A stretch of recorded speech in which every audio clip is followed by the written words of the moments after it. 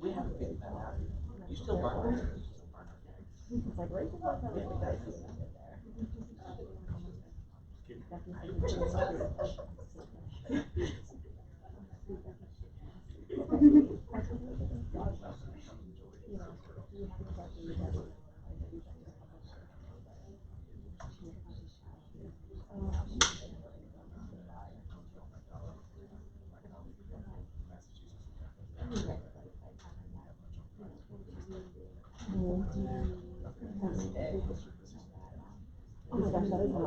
yeah, that's what they show up on every.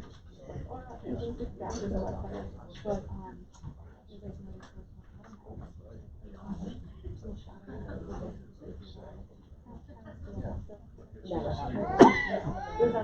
a shadow on the day when you come in. So now I don't know what visualizing.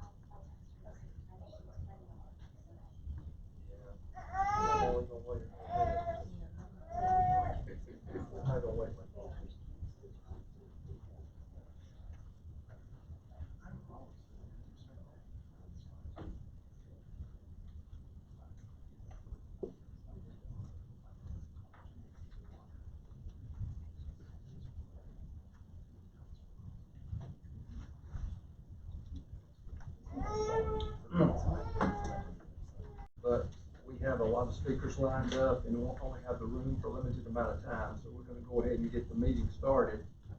I welcome each and every one of you. I appreciate you being here today for sharing your thoughts and wisdom on the pieces of legislation we have before us. Today we're going to be discussing two bills, Senate Bill 907 and 988.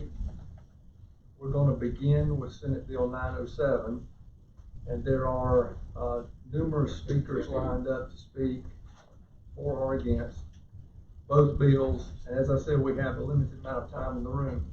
So each speaker will be allowed a total of 3 minutes to speak. When you reach the 1 minute mark, when you only have 1 minute left, the assistant here to the committee, Jeanne Hogan, will indicate that to you by raising his finger, notifying you have 1 minute. Then when your time is up, I will notify you that your time is up, and I respectfully ask that you wrap it up expeditiously after that. The first bill we're going to, well, let me first introduce the committee members. To my left is Senator Garrett from Greenwood. To my right is Senator Cash from Anderson. I'm Senator Corbin from, I represent Northern Greenville, North Spartanburg counties. We also on the committee that join us virtually is Senator Kempson from Charleston, who, like I said, will be joining us virtually, and Senator Margie Bright Matthews, who we're waiting on. Also with us today, we have two House members, Ashley Trantham from Greenville County, and John McCravey.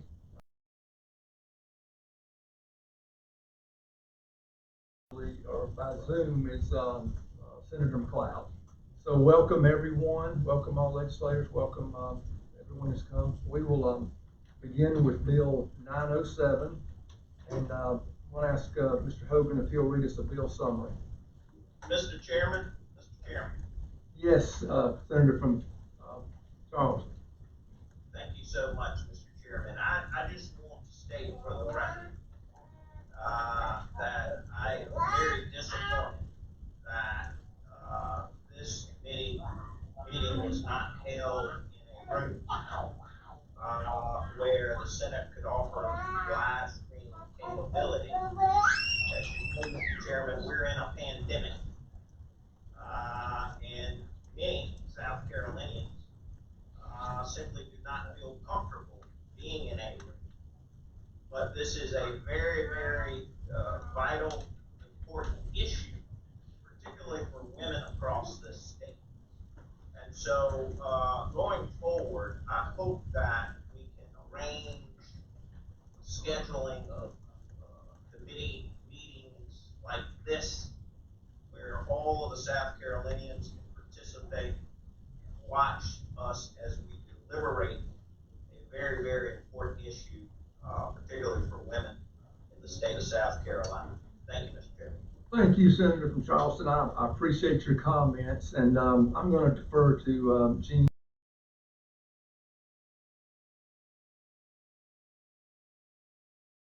Was indeed our desire to have the ETV streaming capabilities available to us this morning. Unfortunately, that can only occur in rooms 105 and rooms 308.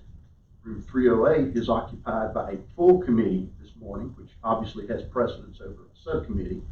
In 105, we only had the ability to be in there until 10 o'clock, which certainly would not have given us time to operate as we need to. So unfortunately, we just had a time and space limitation on that. Thank you, Jeanne. Okay.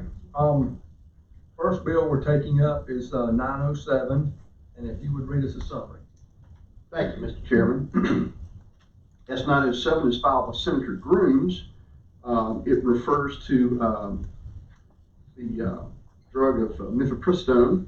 It states that when mifepristone is given to a pregnant woman, a physician or his agent will provide her with a disclosure statement. That method shall be stapling it to the package that contains the misoprostol to be administered by the patient, attaching it to a written prescription for misoprostol, which would be the second drug that's taken, or attaching it to the patient's discharge instruction if the prescription is sent directly to the pharmacy. A disclosure statement must contain a specific text. Nothing in this section may be construed as creating or recognizing a right to an abortion, requiring the statement to be provided to a woman facing a spontaneous miscarriage as defined in statute, or requiring a pharmacy or any other entity other than the abortion facility to provide the statement. There are definitions in this bill. Abortion pill is the use of mifepristone or misoprostol to introduce a chemical abortion. Mifepristone is an oral progesterone inhibitor, the first drug in a two-drug process, and misoprostol is a synthetic prostaglandin analog that is the second drug in the two-drug process. The bill contains a severability clause, and it, of course, takes effect upon signature of the governor. Thank you, Jeanne. The author or sponsor of the bill, Senator Grooms, is not with us, so I'd like to give Representative McCravy a couple of minutes to make his comments about the bill. Thank you, Mr. Chairman. I'm honored to be able to do that here before this committee today. This bill deals with a new type of procedure, relatively new. It's called a chemical abortion. And this type of abortion has now become a majority of women use this method in our state to do abortions now. And the first pill, it's a two-pill process. The first pill inhibits the progesterone in the system, which is the hormone that supports pregnancy. The second pill is taken anywhere from 2 to 4 days later, and that pill is the one that causes contractions and actually causes the abortion. A significant number of women, Mr. Chairman, take the first pill and then either have doubts or regret their decision. And studies show that this is a common occurrence. And girls seeking advice after taking that first pill that may have changed their mind or decided to go a different route, they have to inquire and find out what to do. And we have found, the pregnancy centers across this state have found that these girls are not getting adequate and correct information. Some are being told that they have to take the second pill no matter what. So the choices that actually a girl has is to, number one, is to do nothing. If they don't take the second pill, they have a greater than even chance of having the baby anyway.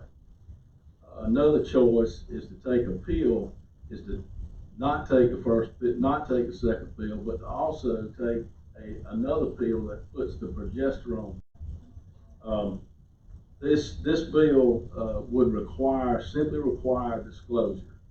It requires full disclosure in writing, as has already been described and read in the bill. And so it describes all the options that the girl has according to the science. And the disclosure statement is set forth in the bill, and it mainly recommends her at least going back and talking to her doctor about the decision so she can make the right decision. We feel like this is a bill that we've needed for a long time. It's a bill that's catching up with the practice that's going on, and certainly it's important for these girls to get the full information. So that's how I would summarize that. And I thank you for allowing me to speak. Thank you, Representative. Representative Cranston, would you like to make a comment? Okay. We'll now hear from folks who have joined us here. Jeanne, who's first? Mr. Chairman, first on our list for S.907 is Carol Allen. Carol Allen, come forward. Thank you for joining us. After you're seated, if you'll make sure the green button's on the speaker, that way it'll be recorded. Good morning, esteemed members of the committee. Thank you for allowing me to testify on S.907. My name is Dr. Carol Allen. I'm a board-certified Ob-Gyn physician. I've been in practice in South Carolina since 2001, and I'm here to express my objection to S.907, the abortion reversal bill. I was actually surprised to have been called to testify today because my message is simple and clear. I will not lie to patients. S.907, also known as the abortion reversal bill, requires doctors and healthcare professionals to tell patients who receive medication for medical abortions that they can reverse the medication they have taken. There is no scientific evidence of this, no clinical trials, no safety or side effect profiles, no scientifically sound data. The American Congress of Obstetricians and Gynecologists, which is the professional organization that maintains the highest standards of clinical practice for OB-GYNs, calls the so-called abortion reversal procedures unproven and unethical. My personal ethical problem with this bill is that it destroys the trust that is between me and my patients, because S.907 forces me to lie, to say something that I know is untrue and potentially dangerous. I chose OB-GYN as my specialty not only because I was interested in the field, but also because I carefully considered where I could make a positive difference in people's lives. And part of this is through patient education and guiding patients through difficult decisions in their lives, the good and the bad. This requires honesty, integrity, and trust, and I take that seriously. Patients trust us in an area of medicine that is quite sensitive. They trust us to give them accurate information so they can make informed decisions about their health. S.907 undermines that trust by forcing physicians to lie to patients. Again, there's no scientific evidence that medical abortions can be reversed. By legislating what I can say as a physician, that I need to say in the exam room, especially when it is medical misinformation, is saying that the legislative body knows more about women's health than I do. It is negating my education, my training, my years of expertise, my years of sacrifice, and my years of being there through the good and the bad for all patients.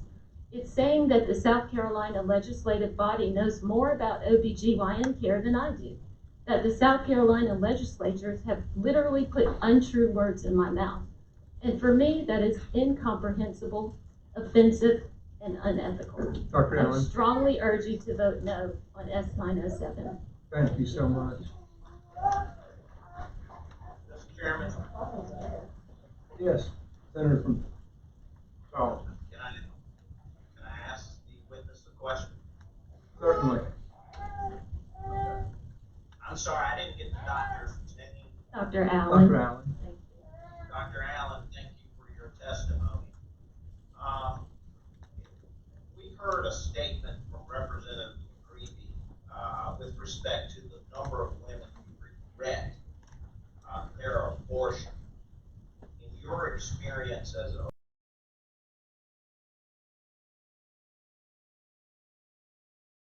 regret their decision to have an abortion? In my over 20 years of practice as an OB-GYN, the majority of women do not regret their decision to have an abortion. And this has actually been studied, and you might hear some statistics about it later on this morning. The overwhelming feeling is one of relief. So in my experience, no, most women do not regret their decision, their personal decision on having an abortion. And just one final question for the sake of time. Is there any other area in which you've been asked to render medical advice or endorse a warning on a medical device that is proven to be untrue? In other words, what are the ethics as a doctor consulting a patient with respect to the warning labels and information such as displayed in this field? Are there any ethical challenges with that for your profession? Well, in my experience, I've never had any outside entity require that I say specific things that I know to be untrue. That has never been an issue in my experience, both in my educational experience, residency experience, as well as in my practice experience. I've never had an outside entity, especially ones that don't have the level of medical expertise or background or training, to tell me to explain something to patients that I know is false.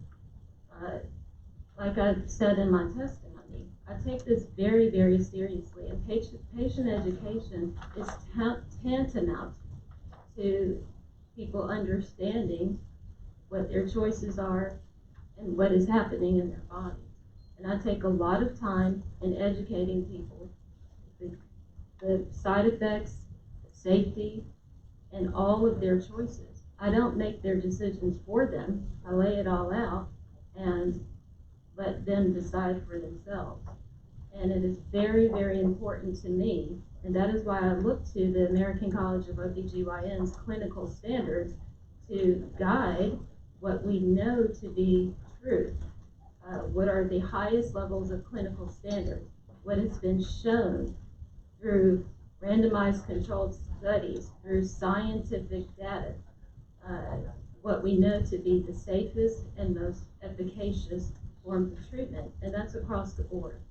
So to answer your question, no one on the outside tells me to lie to patients. And if that is going to be the case, I really strongly object to that. Thank you, Dr. Allen. Thank you, Senator. Jeanne, who's up? Mr. Chairman, up next is Dr. Dawn Bingham. Dr. Bingham? And if I may, Mr. Chairman, apologies to Dr. Allen. I had you on my list, did not have you down as doctor, so pardon me, ma'am. Thank you for coming today. Thank you for having me.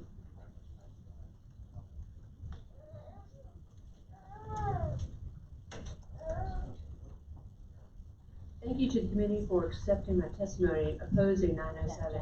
My name is Dr. Dawn Bingham, and I'm a board-certified OB-GYN practicing in South Carolina for over 20 years. I also am the vice chair for the South Carolina section of the American College of Obstetricians and Gynecologists. Medication abortion is an evidence-based regimen that includes a combination of two drugs, mifepristone taken first and misoprostol taken at a later point. This has been studied for over 20 years. Because this regimen is so safe, The federal government permanently lifted a major restriction on access to medication abortion last month. The FDA will now permanently allow patients to receive this medication by mail instead of requiring them to obtain pills in person from healthcare providers. The best estimate is that fewer than 5 out of 1,000 patients who use mifepristone change their minds and choose to continue their pregnancies. Advocates for the reversal process, which is a misnomer, hypothesize that the effects of mifepristone can be counteracted with doses of progesterone. These claims are, however, just that, a hypothesis. There is no evidence that treatment with progesterone after taking mifepristone increases the likelihood of a pregnancy continuing. Saying that there is a reversal process is a lie. Furthermore, in 2020, a randomized controlled study was stopped prematurely because of serious medical concerns that occurred after only 12 patients had been enrolled. These results were published in the most well-respected Ob-Gyn journal, the Medical Journal, the Green Journal, with stringent ethical and clinical oversight, cautioning that the reversal process could actually increase the risk of hemorrhage. Hemorrhage is already the leading cause of maternal mortality in South Carolina. It is unconscionable that this legislative body would steer patients towards a course of treatment that would exacerbate this crisis. The important takeaway from this study is that the available evidence suggests that mifepristone alone, without subsequent administration of misoprostol, is associated with an increased risk of hemorrhage. And this bill is not about giving women options. It is about interfering with the trusted nature of the patient-physician relationship.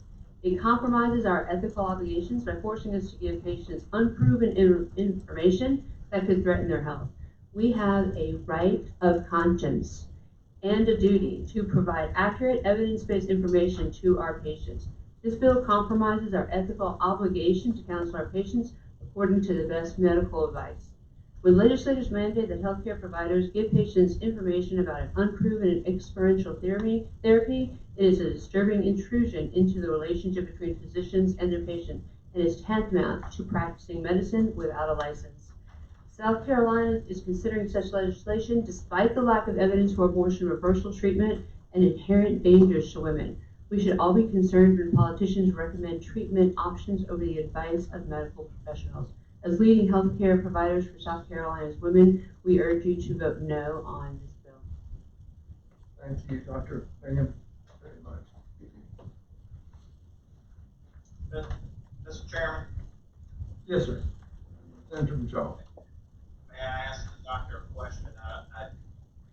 Yes, certainly. Okay.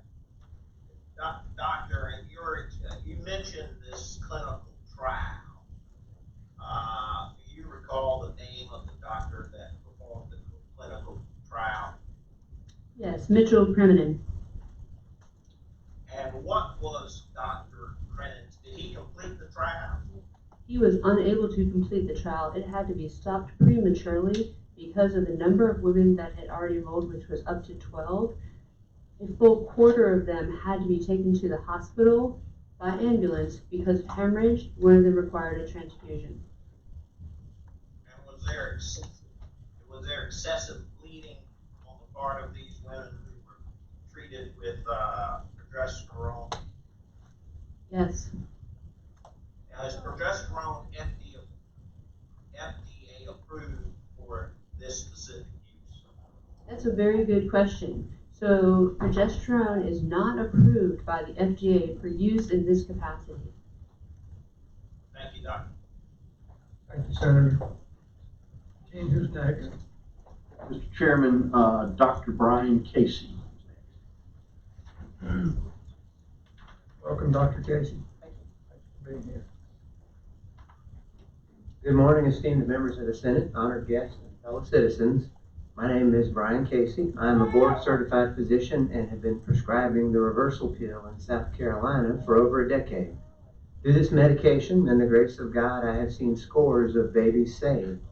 I've had the privilege of helping these women through dark days by the simple act of a few phone calls and some unseen yet not unheard prayers. I give my highest of recommendation to passage of Senate Bill 907. The reversal pill is both effective and safe. 2/3 of the babies are saved. In my practice of almost 13 years of doing this, I've seen roughly the same numbers. There is no increased risk of birth defects from either the abortion pill or the reversal pill. And that actually comes from ACOG paperwork. And in the remainder, where the reversal pill fails, the baby dies, just as the mom intended initially. The reversal pill is as pro-choice as it gets, but only if the moms are made aware. The wording of the amendment under Section 1, Paragraph B concerns me, however. The second sentence states, if after taking the first pill you would like to change your decision, please consult a physician or healthcare provider immediately, and so on. My concern is that the inability to readily access another provider, or possibly embarrassment, would lead them to seek advice from the provider of the abortion pill itself, not unlike a second opinion from the same physician. Experience has shown that both they and the organizations they work for are either unaware of or unwilling to share that it is reversible. My solution would be to reword it to say, consult resources rather than consult a provider. Wording it this way encourages an internet search, which could potentially lead them to the abortion pill reversal network. I've worked EMS on the streets of New Orleans, worked at a genetics lab, at a children's genetics clinic. I worked for a big city medical examiner. More recently, I've been a physician for over 20 years in various settings, with the last several years in the emergency department. I've been a U.S. naval officer on a warship. I'm currently a lieutenant colonel in the U.S. Army, assigned to the South Carolina National Guard. I know how to take a life, and I know how to save one. Chemical abortions are a convenient, cheap, and methodical way to kill the unborn baby. There is a way to reverse these and save lives if the mom is just given that opportunity. And requiring that these women be given, through Senate Bill 907, even a hint of a way to undo a decision they made, will provide a modicum of hope for our future. Thank you. Thank you, Dr. Casey. Mr. Chairman, Yes, Senator Shaw. I'd like to ask this doctor a question. Certainly. Doctor, thank you for your testimony. Are you aware of any clinical study where progesterone has been concluded to be safe for this particular medical reversal procedure? Progesterone's been FDA approved for the maintenance of pregnancy for over 50 years, I believe. My ACOG brethren may be able to help me with that. But they've been using progesterone for over 50 years safely for the maintenance of pregnancy. We use many medications off label. The question is, for this particular procedure, yes, sir? has progesterone been studied and concluded safe? I believe this that reversal procedure. for this reversal procedure, I believe the answer to that is no. The medication is being used off label like we as physicians do every day for multiple patients. So the answer is no. Are you aware of any study, whether peer-reviewed or otherwise, that supports the use of progesterone for reversal of abortion?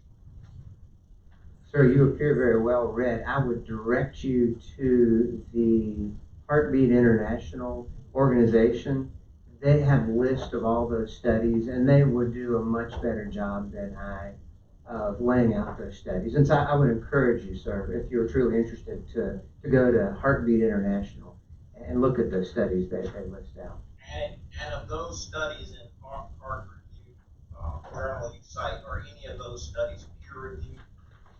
So it's an organization called Heartbeat International, and I'm saying through that organization they list out many of those studies.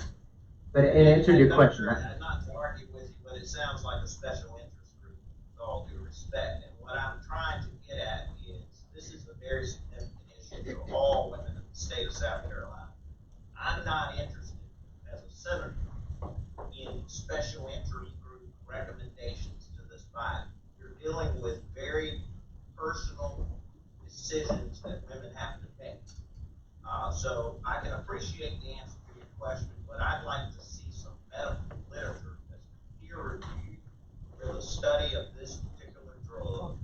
That's a drug and a medication that has to get a prescription, has been used safely to perform this procedure. Thank you for your testimony. thank you. Thank you, Senator. Jeanne, before we proceed with the next speaker, I'd like to recognize Representative Josiah Magnuson, who just joined us. Josiah's from Spartanburg. Who's next? Mr. Chair, Yes. I noticed that you recognized the House member. I am a senator. I'm here. I recognized you before you arrived. No, I heard it, but since I arrived, She has arrived. thank you. Thank you, Senator. Mr. Chairman, up next on our list is Brenda Feast.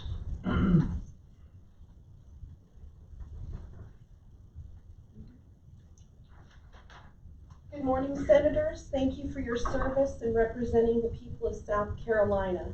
My name is Brenda Feast, and I'm the Executive Director of Crossroads Pregnancy Center. In the past 2 years, we have had 11 women seek help from us as they changed their mind after having an abortion. My purpose today is to support S.907. It is not to debate whether or not an abortion is, not to debate the topic of abortion. My purpose today is to allow another choice. Each one of the young women that went to the abortion clinic that I worked with said that after they took RU486, they regretted it. They called the abortion clinic back, and they lied to them and told them there was no way to reverse their abortion. We gave them another choice. We have had 11 successful reversal pill clients. I have the pleasure of introducing one of them in a little bit, and he's sitting in this room. You can't debate the science with a living child sitting in the room. After 30 years in dentistry, I had to inform patients of all of their choices, prices of the choices, potential adverse effects for those choices of their medical care. It was not ethical for me to leave out a choice and make a decision for a patient, or to sway a patient in any way when making a particular choice. As a pregnancy center director, I state the facts, I answer the questions. We have 3 choices. You can have an abortion, you can have it surgically, or use an abortion chemical pill. I explain what is involved with both of them, answer questions. I also explain to them the choice of parenting, the resources available to them if they decide to parent, or adoption, and to provide them with several adoption agency choices. We answer their questions. I also state to each and every one of those clients that sit not less than 2 feet from me or 2 blocks from Lander, I state to them, I'm not here to make the choice for you. I'm here to present the facts and the medical facts. I also like to tell them this, I will not judge you for whatever choice you make. You're welcome in this office anytime you want to come and have a cup of coffee or a Coke. The American Association of Pro-Life OB-GYNs have publications for medical health professionals that are interested in finding out about the clinical trials and their research that supports the reversal pill, as well as the protocol to be able to use it with their patients. Soon this will be taught with medical schools in a way to save a baby in case someone has ingested RU486. My husband is in the medical field. Progesterone is an off-label use in this. He uses off-label use in other things that he prescribes in the urology department at Greenwood. So this is not, I'm not here to debate abortion, but I'm here to tell you that I am an eyewitness to the facts, and then we are connected with Heartbeat International, and since in the past 4 years, they have saved 3,000 babies. Your time has expired. Thank you for being here. Does anyone have any questions? Thank you so much for being here. Mr. Chairman, next is Holly Gatling. Ms. Gatlin.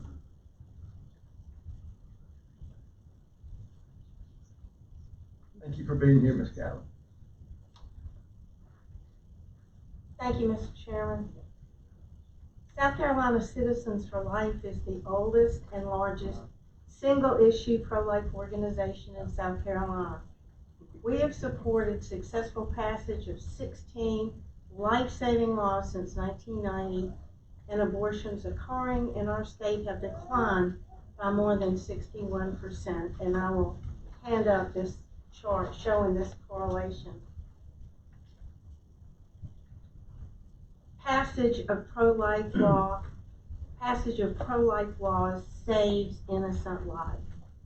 We come before you once again to urge and encourage you to pass another life-protecting law, S.907, the abortion pill reversal bill, as another step forward to protecting babies waiting to be born and their mothers. According to the State Department of Health and Environmental Control, 67% of all abortions occurring in South Carolina in 2020 were chemical abortions. South Carolina Citizens for Life believes it is an urgent matter for the General Assembly to pass S.970 so that women have information about the window of opportunity in which it is possible to reverse the abortion should she immediately regret her decision. I have here more than 24 statements from organizations, expert witnesses, and individuals on the effectiveness of the use of progesterone to reverse the abortion pill. And I will hand these up. With my statement as well. Thank you. Thank you, Ms. Gatlin. Yeah, please give that information to us, and it will be disseminated to the committee and others. Thank you so much for joining us today. Thank you. Who's next? Thank you, Mr. Chairman. And again, if I'm reading this as I see it, if there's a doctor and I do not properly recognize you, it's only because I don't have that in front of me, but I'll call the names as I have them. Josh Malkin.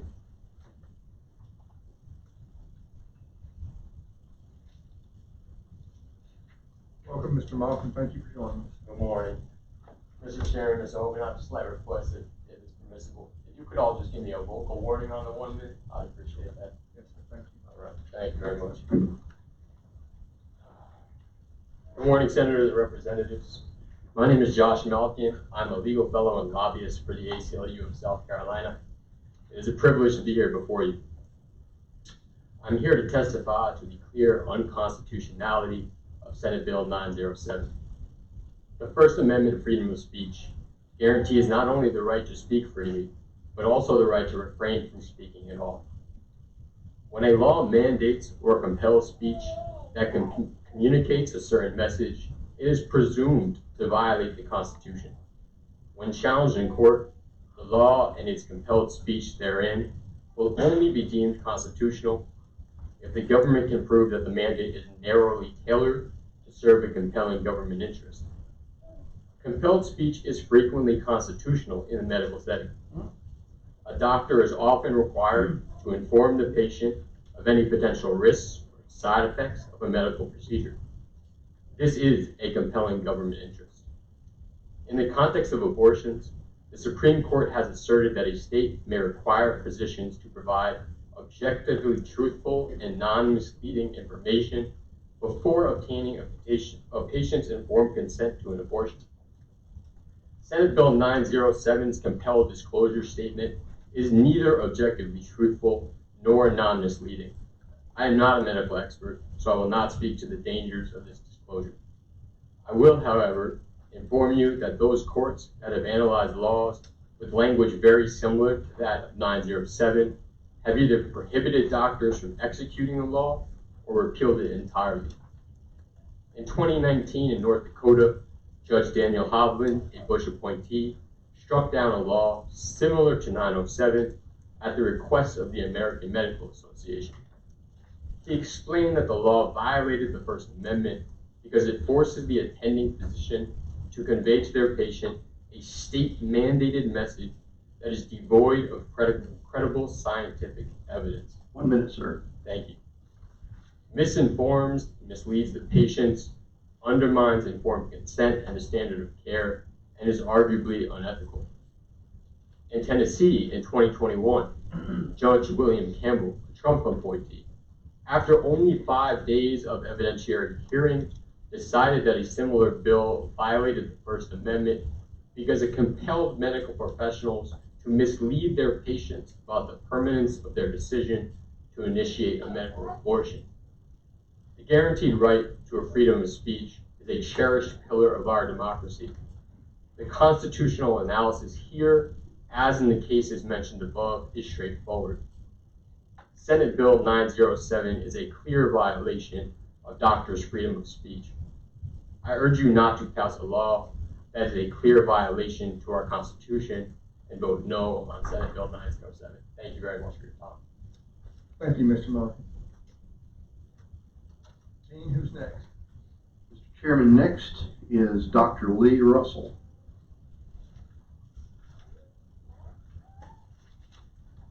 Dr. Russell, thank you for joining us. Thank you for having me. Thank you for the opportunity to testify against Senate Bill 907. My name is Dr. Leah Russell, and I'm an OB-GYN resident physician in Columbia, South Carolina. Medication abortion has been a safe, reliable, and effective FDA-approved procedure since 2000. Medical abortion is one of two ways that a pregnant person can end a pregnancy during this early pregnancy stage known as the embryonic stage. The 70-day window, which equates to about 10 weeks of pregnancy, is the time frame within which the medical abortion must be performed. Current evidence-based guidelines outline 2 pills can be used for this medication abortion process, which we have previously heard, both mifepristone, which is the first medication, and then the second medication, misoprostol, which is given 24 to 48 hours after the mifepristone pill is given. The time between the mifepristone administration and the misoprostol administration is the time in which the Senate Bill 907 proposes that pregnant patients will be required to be informed with misinformation about this medication progesterone, which is falsely thought to be a medication for abortion reversal. The pill mifepristone is given by select healthcare providers at specifically designated healthcare sites. According to the American College of OB-GYN, mifepristone works to induce the abortion in multiple ways. Of note, mifepristone irreversibly binds to progesterone receptors and is needed, you need progesterone to continue the pregnancy. However, with this irreversibility, there is no way and no evidence to show that progesterone is able to reverse the medical abortion. To date, there has been no conclusive evidence that this progesterone treatment can reverse the actions of mifepristone, and mandating physicians to tell patients misinformation about this medication abortion reversal would be a lie and would force us to give false hope and potentially harm our patients with false information. Without this bill, I would not recommend or offer progesterone medication to patients wishing to stop a medical abortion after receiving a dose of mifepristone, as there is no evidence for this being successful. It also, like I said before, will harm our patients and will misinform them. And the proper course of management in this situation is for us as physicians to monitor our patients and give them the opportunity to have the misoprostol medication 24 to 48 hours later if desired. However, if they do desire to not take that medication, that is their choice, and we present them with that opportunity. However, we should not be presenting them with the opportunity or ability to take progesterone, which is not going to reverse their abortion. Our discussions with our patients should always be honest, open, and evidence-based. However, the progesterone abortion reversal medication is not any of those things, and I would strongly urge that you vote no on Senate Bill 907. Thank you for your time. Thank you, Dr. Russell. Mr. Chairman. And Senator from Madison, Senator Campbell. Doctor, I've heard half a dozen testimonies now, and 2 things stand out. One is the contention by those who oppose this bill that there's no studies that show this works. And then there's a contention by those who support the bill, who actually administered this bill. In the case of this woman who directs a crisis pregnancy center. If I understood her correctly, 11 out of 11 times the baby was born, and one of those babies is here today. So in light of what she has said, and this doctor here who actually has used this pill, are you just saying that that the reversal pill doesn't work because we don't have a study, even when we have a baby sitting here making noise that indicates to us that apparently the pill does work? I do not personally know the exact situation of the mother and baby that are sitting in this room right now, and so I cannot attest to the specifics of when or what dose or what kind of progesterone medication was administered, but I do know that as a resident physician in South Carolina, I practice under the guidelines of the American College of OB-GYN guidelines, and so do my fellow colleagues who are here today with me. And we, for our guidelines and for our practice, we have to have evidence-based studies that are more than just 11 people, but we have to have evidence-based studies that show that these medications that we're telling our patients about are efficacious and are not going to harm them, neither of which has been done to date. Thank you, Don. Senator from Charleston, Senator Kempson, did you have something? I thought I heard you speak at the same time, Senator. I see the senator from Collington. I'm going to yield and defer to her. I see her raising her hand, but I appreciate if she doesn't have a question, I'll ask the question. Okay, the senator from Collington, you get the question. Doctor, just a quick understanding. In the practice of medicine, it's sort of like the practice of law. It depends, how you treat a patient will depend upon the patient, their health, their body, as well as numerous other factors, but primarily what has evolved in medical testing as it relates to different medications and treatments and procedures. And as you and I both know, how we have babies, how we take care of our bodies, and all of that has changed drastically just in a matter of 5 years. I could say 10, but the things that I did when I was in my childbearing years, those medical procedures have evolved, haven't they? In some ways, yes. And that is done primarily in part for the studies that you talked about that different specialties have done, and case reviews and peer reviews. That's why the practice of medicine continues to evolve and be more exact and better. Isn't that what you were talking about? The case studies that you talked about, not just 11 people. Well, yes, the case study, right, obviously that is not necessarily a case study that I am referring to, but just in talking with that example there. Well, that's the one you were questioned about. Now, as I understand it, you're saying that we should not legislate medical professionals, and because none of us, as I know, are doctors, are we? I don't know that for sure, but I would assume so, yes. I don't know of any senator out of 46 that we have that are OB-GYN or scientists that know anything about these drugs that are referred to in 907.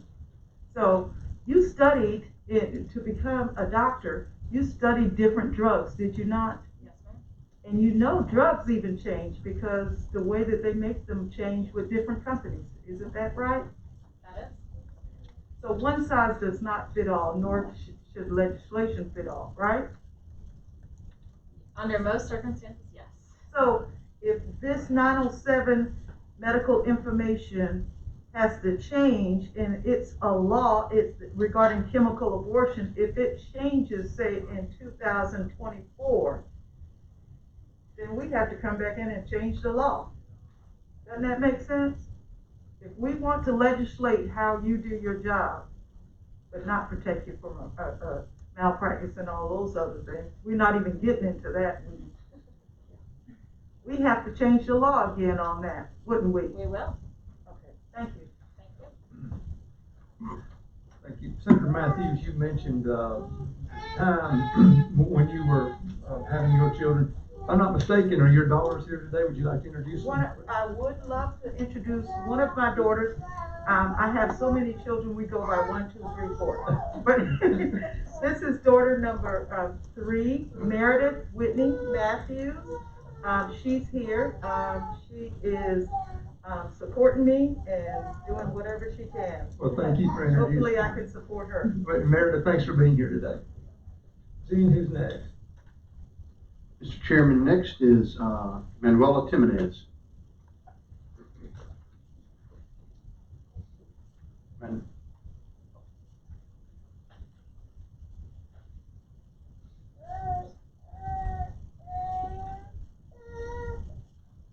Thank you for being here, Ms. Timonez. Thank you for having me. I'm just here to give you guys my testimony about the abortion pill reversal. It was January 2020. I went to Planned Parenthood on a Saturday morning at 10 a.m. And I wanted to get an abortion. I was I didn't know. I just felt like I couldn't have a baby at the time. Like I was just so confused, and I'm sorry, I'm kind of nervous being here right now because it's something that's very, I took the mifepristone at the Planned Parenthood clinic at around 1 p.m. and it was like a 2-hour drive home, and I was thinking the whole time, like, what am I doing? Like, I just had like this regret in my heart and like this like this dreadful feeling that I had just done something like so terrible. I didn't know what to do. So I went home and I was just so upset, just crying.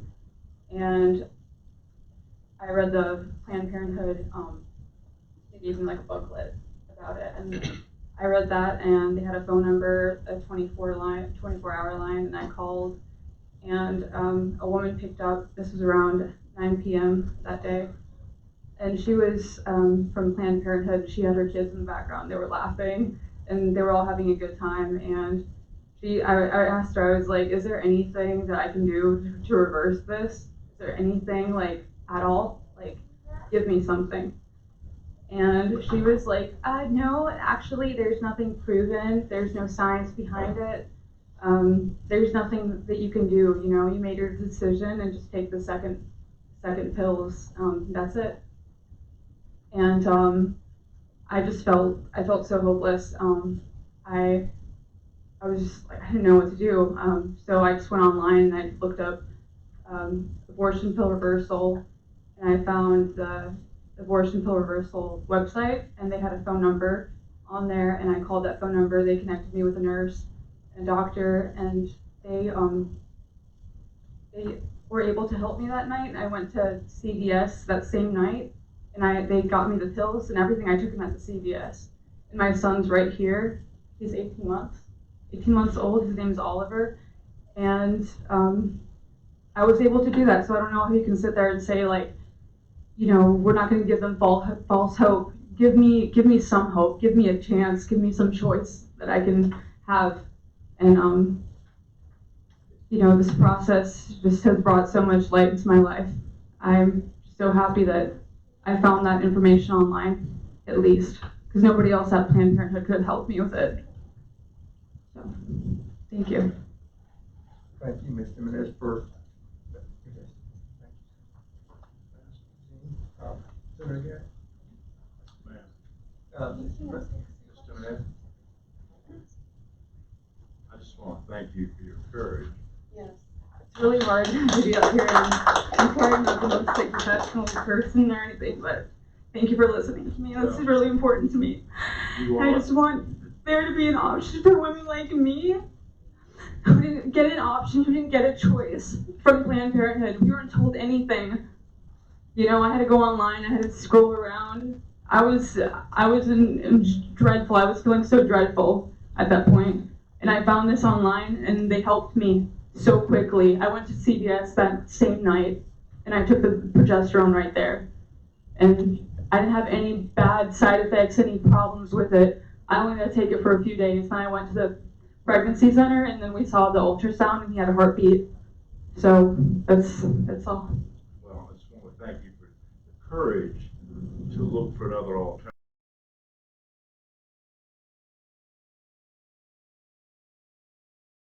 Yeah, he did. You were able to keep that. Yes, he did. So thank you for your courage. Thank you for finding alternatives. And I'm hoping our medical professionals will listen. We have right to try laws in the state of South Carolina and in the United States of America. And we need to make sure that our people, that our citizens, have as many options as possible. And yes, we need the studies. I'm with you there. But we need for those folks to make these decisions, with knowledge and with the comfort of their own decision about their basis. Thank you very much. Yes. Thank you so much for having me. Who's next? Dr. Caroline Welchman.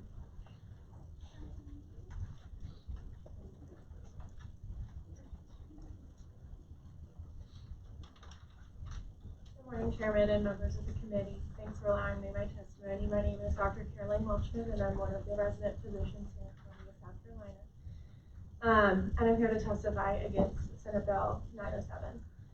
This bill would force medical providers, primarily OB-GYNs such as myself, to provide patently false information to our patients. Mifepristone is an anti-progesterone medication that works by binding to the progesterone receptors so that progesterone cannot work. This is an irreversible process. This bill would have doctors mislead their patients and state that this process can be reversed, which is not supported by credible medical evidence.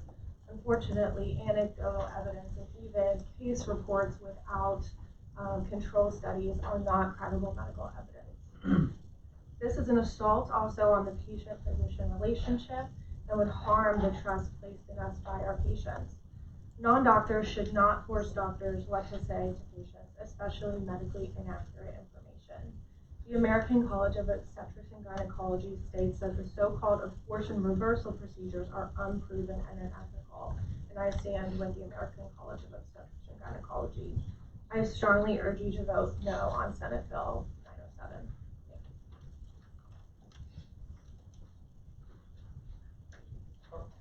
Okay. Mr. Chairman, Thank you, Dr. West. Yes, Senator from Charles. may I ask the doctor a question? Yeah. Okay, are you aware of any medical group, including OB-GYNs, that have endorsed the use of progesterone for abortion reversal? Not in this capacity. Progesterone is used in other capacities during pregnancy, but not as an abortion reversal agent. Now, much has been made about the off-label use of progesterone. I'm just curious as to your opinion on off-label use. As you're aware, off-label use got us in the opioid epidemic. And off-label use results in massive medical conditions and litigation each year. What is your opinion on the off-label use of drugs that are not specifically approved for a certain use, but is used off-label in that regard? I do agree that off-label medications are used frequently throughout the medical profession. Oftentimes studies are expensive and cumbersome, and that is why doctors will often use medications that they believe will be helpful in that capacity. I do think off-label medications in OB-GYN have some place, specifically because in OB-GYN, oftentimes the studies, to conduct studies, may be unethical. However, in this case, I would not support the off-label use of this medication, specifically because when we attempted to do the study that Dr. Bingham referred to, that had to be cut short due to safety risk, increased risk to an unsafe level. And so to answer your question, I think off-label medications can sometimes have a place, but I would not argue that this is one of them. Okay. And just one final question. Is there any anecdotal evidence or random study, controlled studies with respect to Trestron for this specific use? In 2012, there was a non-randomized controlled trial, but there was a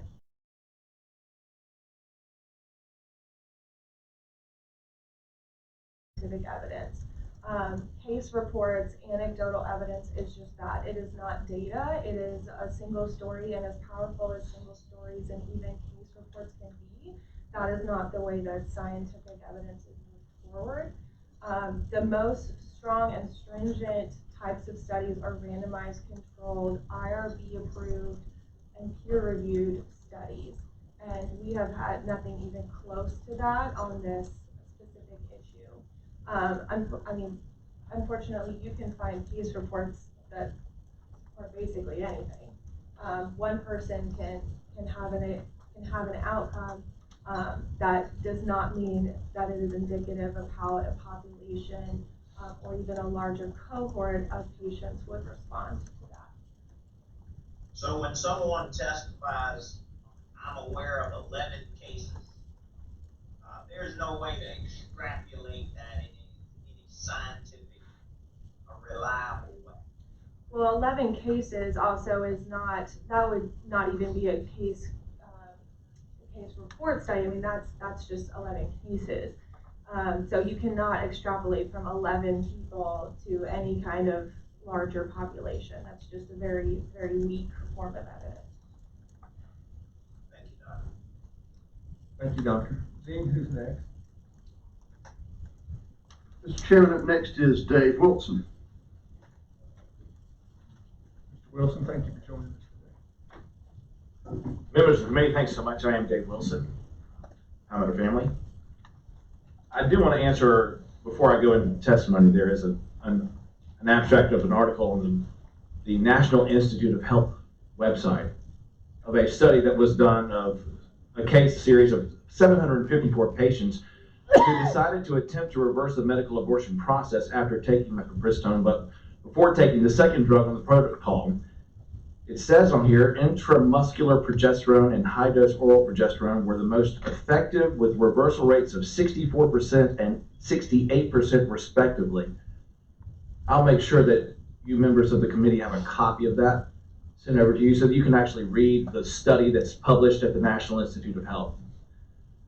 Before joining Palmetto Family, I was in crisis management and crisis communication work for 20 years.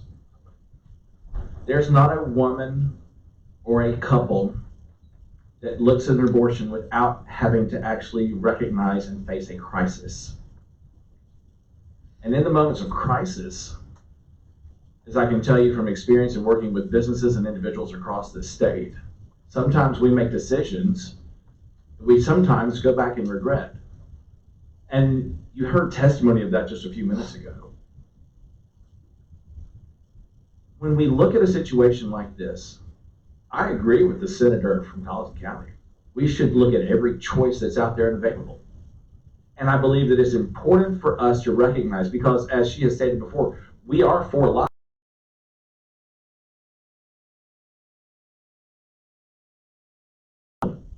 In looking at this, I think there's a great opportunity for us to be able to say we're also for giving her a choice and knowing exactly what choices are there and available. Because in a moment of crisis, as every doctor will tell you, when you face that crisis, you're left with, what do I do? And if I make a decision, do I have an ability to go back and redo that?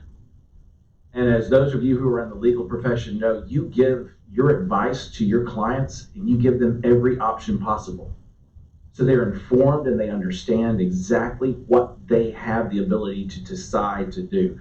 If they make a change, of course, that's their choice. So let's give women an informed choice on that. Thank you. Thank you, Mr. Wilson. Jeanne, who's next?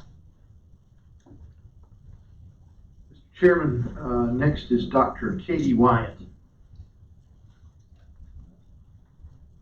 Dr. Wyatt, thank you for joining us. Thank you for having me.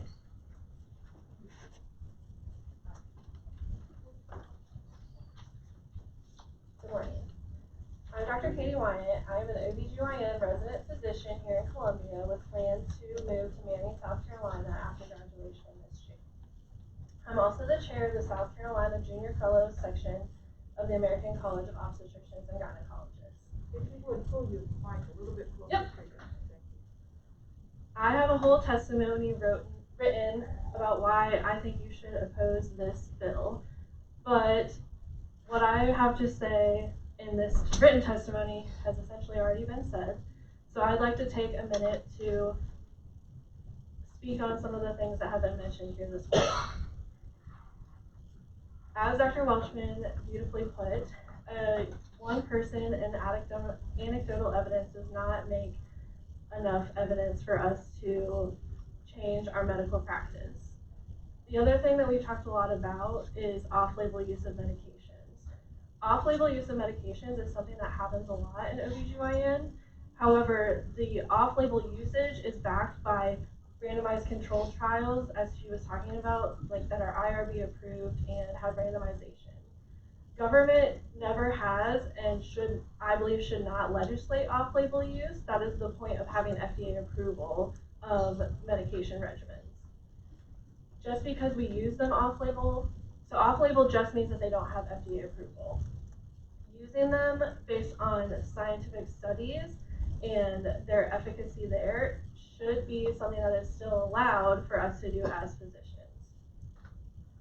The other thing that I want to talk about is the way that as Senator Wright Matthews alluded to earlier, that each patient that I see is a different situation. So a patient who comes to me who has an abortion with an abortion pill, one of the things that we talk about when we talk about pill abortions is that they may not be 100% effective, just as any medical treatment is not 100% effective.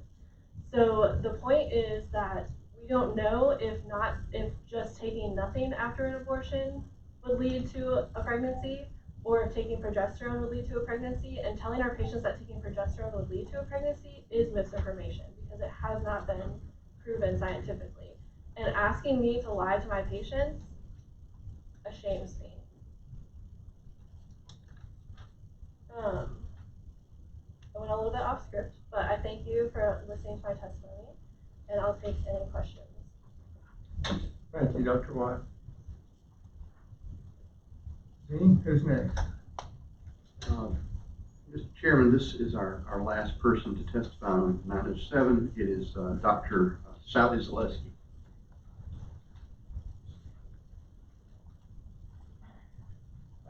Zaleski, thank you for joining us. Good morning. Just for the record, I want to let you know that I'm not a doctor. But in my testimony, I'll be able to provide you with what my credentials are.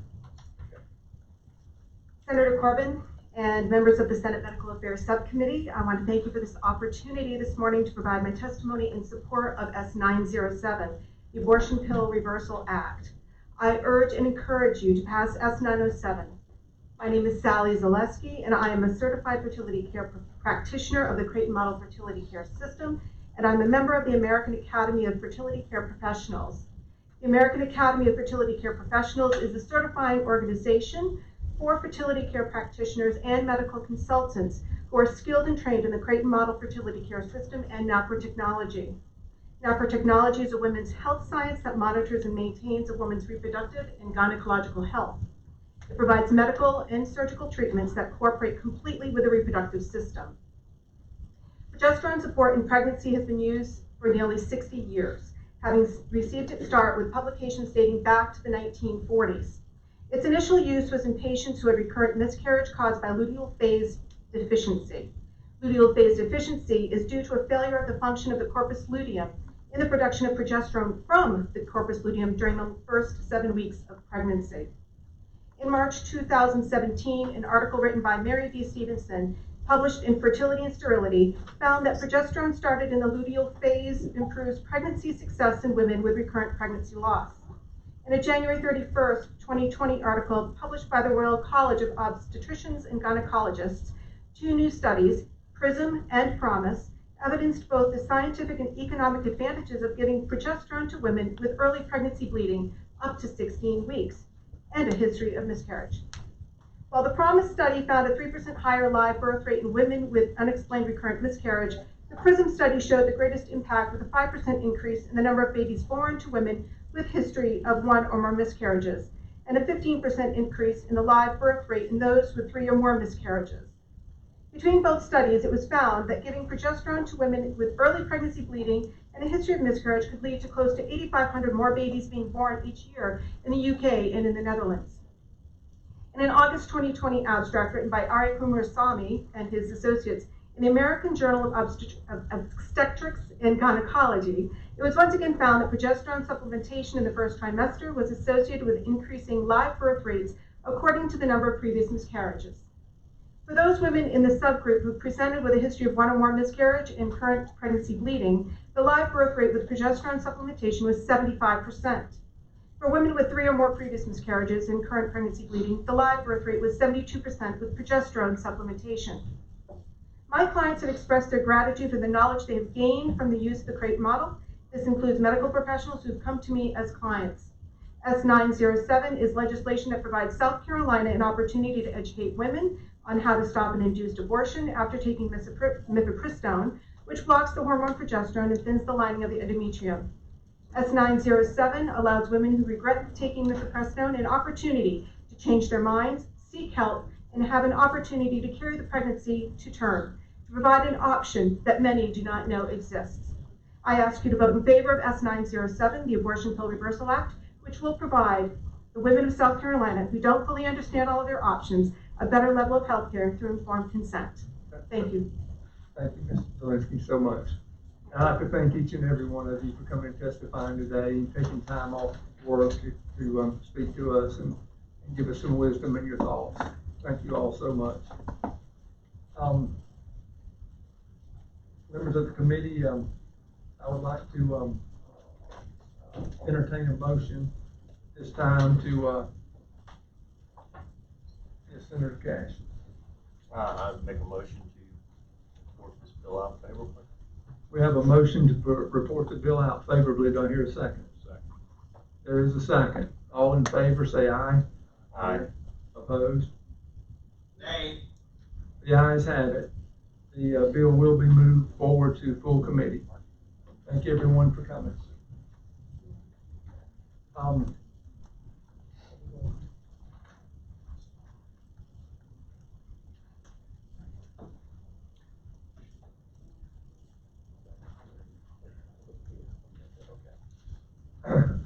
Okay, we're now going to move to the second bill that we're dealing with today, which is Senate Bill 988. The sponsor of the bill, Senator Manderson, Senator Cash, is here. We will first hear a bill summary from Mr. Hogan, and after that, Senator Cash, if you'd like to make some opening remarks. Thank you, Mr. Chairman. Senators, tab 3 is where you will find summary. This bill, Senator Cash is cited as the Protection for Unborn Babies Act. It would repeal Chapter 41 of Title 44, Article 1. It would also create in Title 44, Chapter 139, which would be entitled Prohibitions of Abortion. There are definitions in this bill. Abortion means the use or prescription of any substance or device intended to intentionally kill an unborn baby, or an omission of an act required by statute that under the circumstances constitutes a substantial step in a course of conduct planned to culminate in the death of an unborn baby. Abortion does not include a medical procedure informed by a physician that would save the life or preserve the health of an unborn baby, remove a dead unborn baby caused by spontaneous abortion, or treat an ectopic pregnancy. Attempt to perform or induce an abortion is defined as an act or omission of an act required by statute that under circumstances constitutes a substantial step in a course of conduct planned to culminate in the performance or induction of an abortion in South Carolina in violation of this article. Fertilization means fusion of a human spermatozoa with a human ovum. Unborn baby means an individual human being born from fertilization until live birth. This bill states that no person may perform or induce or attempt to perform or induce an abortion in the state of South Carolina. A person convicted of performing or inducing an abortion must be punished in the same manner as provided in statute. A person convicted of attempting to perform or induce an abortion must be likewise punished in accordance with statute. There are exceptions to prevent the death of a pregnant woman, not including a diagnosis of a mental or emotional condition or claim that the pregnant woman will intentionally cause her own death. Nothing in this article shall be construed to prohibit contraception. Finally, sections 1 and 2 shall take effect upon certification by the Attorney General of this state. The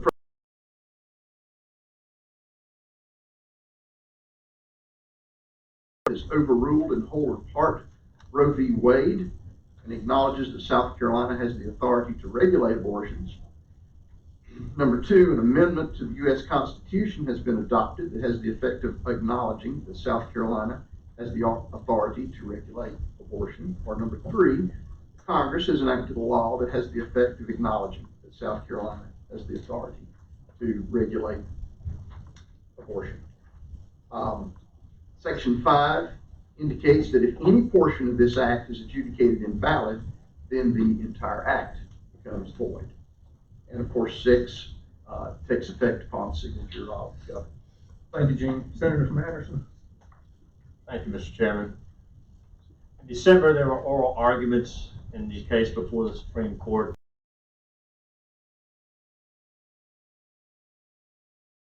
Articles opined as a result of the questions that were asked by the justices that the outcome of that case, one of the possible outcomes could be a substantial overturning of Roe v. Wade.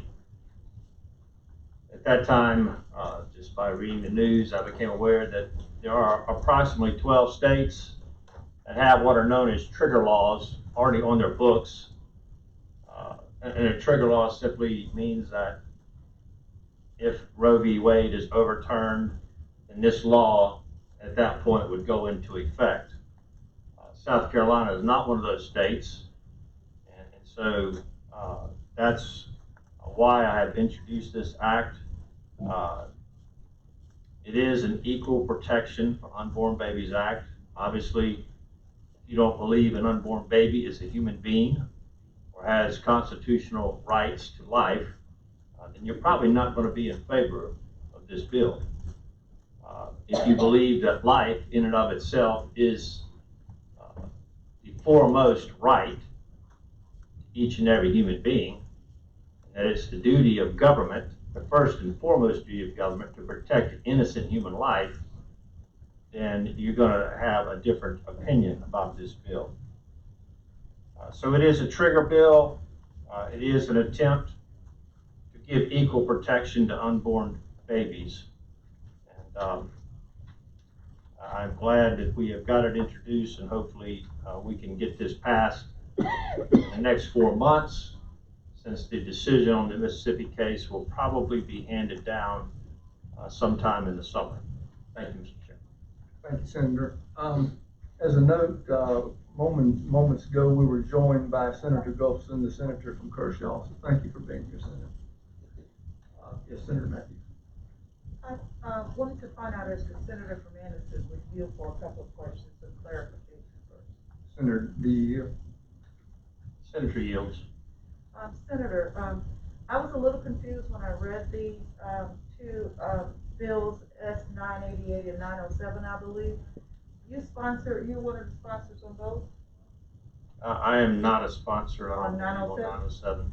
Is that because if this Equal Protection for Unborn Babies Act that you're talking about here, if this committee passes it on and it becomes law, then we don't really need S.907. Is that why you're not a sponsor on 907? Well, again, this is a trigger law. I am putting my efforts into this bill. I intend to vote in support for 907. But if abortion is made illegal, You don't need to. we don't need any of the Correct. regulation code that is currently on the books, because if it's illegal, it's illegal. And the reason why, and since you've been in the Senate, you and I have been on the committee, and we've been on, I think, on the subcommittee several times in reference to this. And I think you sat on the committee with me, but this was then what it seems like the contents of what Mr. Hogan has referred to. It was essentially the personhood bill. Isn't it essentially the same thing?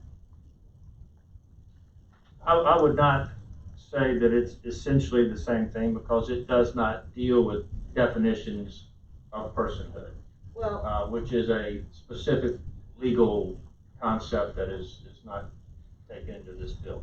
okay, so does it define, and I was tried listening to Mr. Hogan, does it define, give the definitions as it means, as it relates to, I think, abortion, fertilization, and all that, and that's what personhood did. It just didn't say the word personhood. They have substantially the same effect in banning abortion. Okay. The best answer I can give you, I think. Now, you specifically said that this is a trigger, and you want to make sure that when the Supreme Court, and I want to make sure I understand your reasoning, when the Supreme Court hears Roe versus Wade, and if it's struck down, you want to make sure that South Carolina has a law in place. That's correct. Okay, so, and you've called it Equal Protection for Unborn Babies Act. What's your position on the Equal Rights Act for women? I'm not here to discuss that, Senator. I'm going to stick to the topic, because we have only 33 minutes to go. I got it. We got 33 minutes, but I think it's important to understand, because we're on this committee, and you said just a minute ago, and you've said it before, and I totally agree. You said right at the end of your recitation that it is important that we protect the lives of people that are here. The innocent, I think you said innocent lives of citizens, and the government has to do that. But as we sit here up on this podium, the innocent lives, none of you during a pandemic will even consider any legislation that requires in a government building for you to wear a mask to protect the lives of us. I'm innocent, my life is important. Will you consider protecting the lives of us by requiring that people wear a mask? Senator, I believe you're digressing from the bill No, that's I just before us. want you to I'm be simply not going to respond consistent. to you. Mr. Chairman, can That's we fine. please get on with this bill? Thank you, Senators, for that exchange. Jeanne, who's first up? Mr. Chairman, first on our list is Tony Beam. I saw Dr. Beam out there earlier. Is he? Dr. Beam, I'm sorry. Okay, we may have to come back to him. Who's next? Next up then would be Dr. Dawn Bingham. Dr. Bingham? Again, thank you for being here. Thank you. Again, thank you for having me. And I appreciate you accepting my testimony opposing 988. My name again is Dr. Dawn Bingham, and I'm a board certified Ob-Gyn physician in the state of South Carolina for the past 20 years. I'm also vice chair for the South Carolina section of the American College of Ob-Gyn. Abortion is safe because it is legal. Legislation like the currently debated bill never establishes a framework which serves to help or improve our patients' circumstances.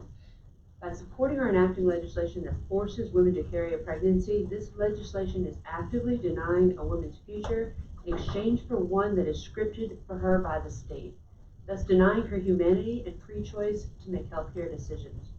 We know that 49% of pregnancies are unplanned, and 1 in 4 women has an abortion in her lifetime. This bill is attempting to mandate pregnancy for every woman of reproductive age who has heterosexual intercourse and becomes pregnant. I am testifying today in opposition to this bill and how it denigrates the health of those South Carolinians. This bill compromises our ethical obligations to care for women by forcing us to neglect our training and the standard of care to provide women with autonomy over their bodies. As the leading women's healthcare providers, we have a right of conscience and duty to provide accurate, evidence-based information and administer standard of care treatment to our patients. This bill compromises our ethical obligation to counsel and care for our patients according to the best available evidence and treatment options, including abortion for people who do not wish to be pregnant. Physicians should never be forced to neglect the patient's bodily autonomy by forcing them to accept a pregnancy they do not wish to continue. Outlawing abortion will undoubtedly tie the hands of healthcare providers and undermine their ability to make ethical and professional decisions in the best interest of their patients. These bills would seek to create the possibility of legal action against physicians when they care for their patients within the scope of this practice and within the standard of care. But we will not stop caring for our patients, and we are united with our colleagues in family practice, in emergency medicine, pediatrics, in surgery, and more. Over 600 South Carolina physicians signed a petition in a span of 2 weeks last year in support of legal safe abortion in South Carolina in response to S.1. It was read on the floor of the Senate and published nationally. At their spring convention, the South Carolina Medical Association passed a resolution denouncing laws that would seek to criminalize physicians acting within the scope of practice and within the standard of care for their profession. Pregnancy is already a life-endangering event, and no one should be subjected to the chance of irreversible physical impairment of any type by being forced to remain pregnant against their will. Carrying a pregnancy is actually much riskier than having an abortion. In the United States, we have the highest maternal mortality of any industrialized country, and our mothers die from pregnancy at a higher comparable rate, similar to comparable countries. Restricting women into pregnancy servitude will increase South Carolina's already high maternal mortality rate, which currently ranks 9th worst in the nation. Abortion bans in South Carolina will also disproportionately affect women of color and will worsen health disparities in our state where Black women already face the highest rates of maternal mortality. With our high maternal mortality rates in South Carolina, it is time to reinforce access to health care, not limit it. We should all be concerned when politicians deny treatment options and mandate specific medical choices over the advice of medical professionals. Dr. Bingham. Thank you. I appreciate the time to speak, and I hope you will oppose this bill. Thank you. Jeanne, who's next? Senator Matthews. Dr. Bingham, thank you so much for being here. You brought up two issues that are passionate to me. It really gives me concern, and it has always given me concern, that some of what this legislation, proposed legislations, and previous legislations sought to do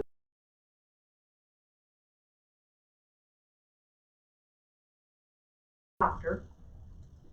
The last bill sought to put a doctor in jail for 10 years, 300, I think, and if I misquote, I apologize, $350,000.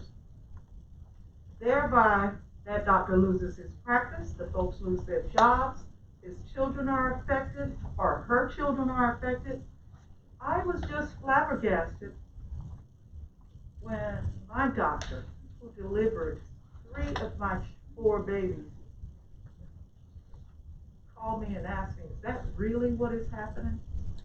I was even more flabbergasted in my conversation, if you would, that other medical professionals were okay with it. It's like a tar and feather of doctors. Why have they not come forward to physically be heard by this body? Well, I have to say that the House of Medicine did come forward when the South Carolina Medical Association approved this resolution this past spring during their convention.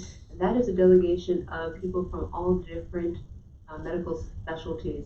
They get together to pass different resolutions regarding medicine in the state of South Carolina. And one of the ones that they felt very strongly about and that got passed was one that denounced any type of legislation that would seek to criminalize physicians acting within the scope of their practice and within the standard of care in our nation based on evidence-based medicine. Well, my point is physically. Sometimes we feel that we're carrying the burden. I'm a criminal defense attorney, personal injury. Yes, I do a lot of litigation, but my concern is a piece of paper doesn't do it. There should be white coats out there. There should be people standing there to say, are you snatching my livelihood from my family because I'm following what is the law, or I'm taking care of my patients? That's my mantra. The other thing I would say to that they're busy taking care of patients. Yes, but you know what? Especially during a pandemic. There are some folks busy taking care of what their personal, biblical, and personal beliefs are that's changing the law that might affect their family. Really noted. Okay? So that one day, I mean, we need to not carry this burden by ourselves. And there has to be, yes, I believe in pro-life, but I believe in pro-life before and after. And that's to protect y'all. Last thing I've got to say is, you brought up another issue. You brought up the issue that I had my doctor, Dr. Haley, in West Ashley, who was my Ob-Gyn. He wrote a statement, and I'm going to submit that to the committee, but he brought up the issue you brought up at the end. Low-income families, low-income children, providing health care and choices to people of all economic areas. And how this piece of legislation would drastically affect it. Thank you for bringing that up, because we haven't heard that before. You're very welcome. Thank you, Senator Matthews. Dean? Mr. Chairman, up next is Susan Dunn. Ms. Dunn, thank you for being here.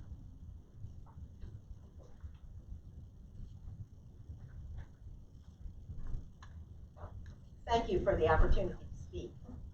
I've been coming here for some 40 years, and I come in lots of different capacities. I am an attorney, but I'm here today as a private citizen. I'm not speaking on behalf of any organization. I'm really speaking on behalf of your wives, your daughters, women in your life that you care about and love. My story could have been any of their stories. I realize that this bill seeks to carve out ectopic pregnancy, but it's very hard to do that. If the fertilized egg has to be as protected as the mother, then it complicates the diagnosis and treatment of ectopic pregnancy. I survived an ectopic pregnancy, but I would not have survived if that doctor had to worry about whether the fertilized egg needed to be protected. There needed to be no question in that situation, that emergency situation, and put the doctor in a situation where they have to balance those rights. Would have compromised my care and would have made it so my son was never born. That's how messy lives are. I also had a horrible miscarriage at 20 weeks. To this day, I have no idea what caused that miscarriage. And I can tell you I was heartbroken and grief-stricken. And if somebody had been nosing around trying to figure out if I had caused that miscarriage, if I was somehow responsible for that loss of my pregnancy, that would have doubled my grief and put my doctor in a very compromised position. After that horrible miscarriage, being the eternal optimist, I got pregnant again. So it's a high-risk pregnancy. In my third trimester, my beloved grandfather died. I had to go to his funeral. The only way I could go to his funeral was to fly. And my doctor looked me in the eye and said, "Don't go." I made the decision to go anyway. And the results were fine. But they might not have been.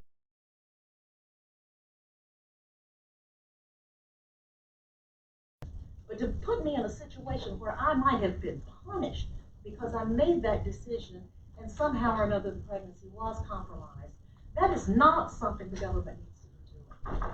This is government overreach. In contrast to the United States Constitution, the South Carolina Constitution specifically protects a right of privacy. If women's bodies are not private, I don't know what is.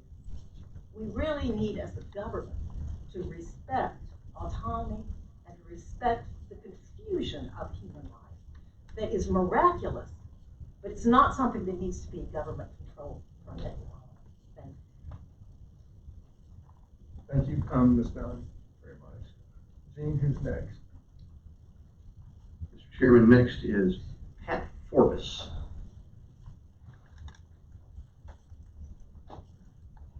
Thank you, Ms. Forbes, for joining us.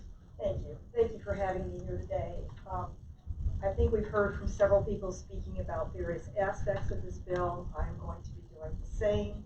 This is, again, an anecdotal situation, and I am talking really about the fact that the exclusions for rape and incest are not included in this bill.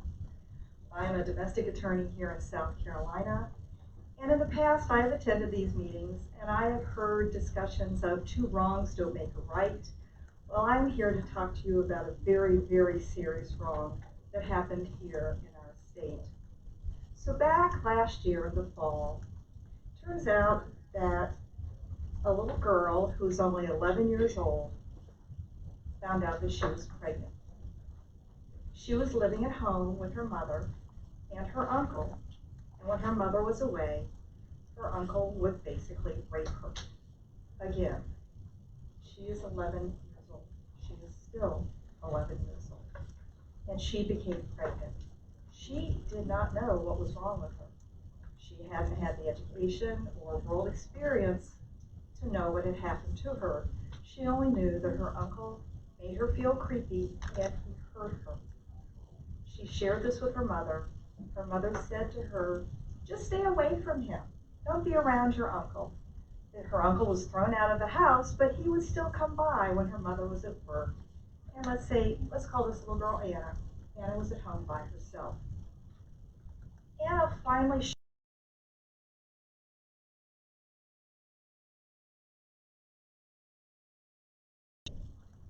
was brought here to Columbia to see a doctor who determined that yes, she was pregnant.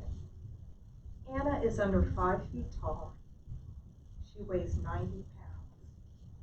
The doctor reported to the court and to DSS that if she was forced to take a pregnancy to term, she would be forced to have this baby by cesarean. She was too tiny to have a baby vaginally. Ultimately, she was able to obtain an abortion, but again, she had to undergo a surgical procedure because she was so young and so tiny. And present in that operating room was a policeman to collect any evidence in the hope that Uncle Sammy could be found and then prosecuted for his acts. We talk about best interest of the child, and I do often as a domestic attorney in South Carolina. This bill that excludes the right of an abortion for rape and incest is not protecting the best interest of our children. For Christmas, Anna wanted a dollhouse. This 11-year-old pregnant little girl, all she wanted was the dollhouse for Christmas. She's now finally back in school because school has sent her home on homebound education because they didn't want her in the school in the pregnant condition. She has been through so much. She is one story of probably many. But please reconsider any exclusion for rape or incest. Thank you. Thank you so much. Thank you.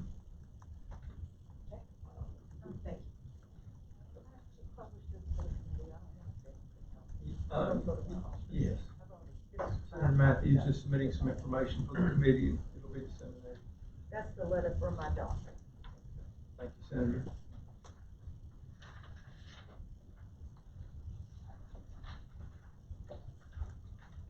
Next is Pastor Tony Foster. Tony Foster here. He won't be here. I received notice this morning that he had a parishioner die in his church. Unfortunately, not the other. He's unable to join us. Jeanne, who's next? Mr. Chairman, next up would be Kelly Rowe.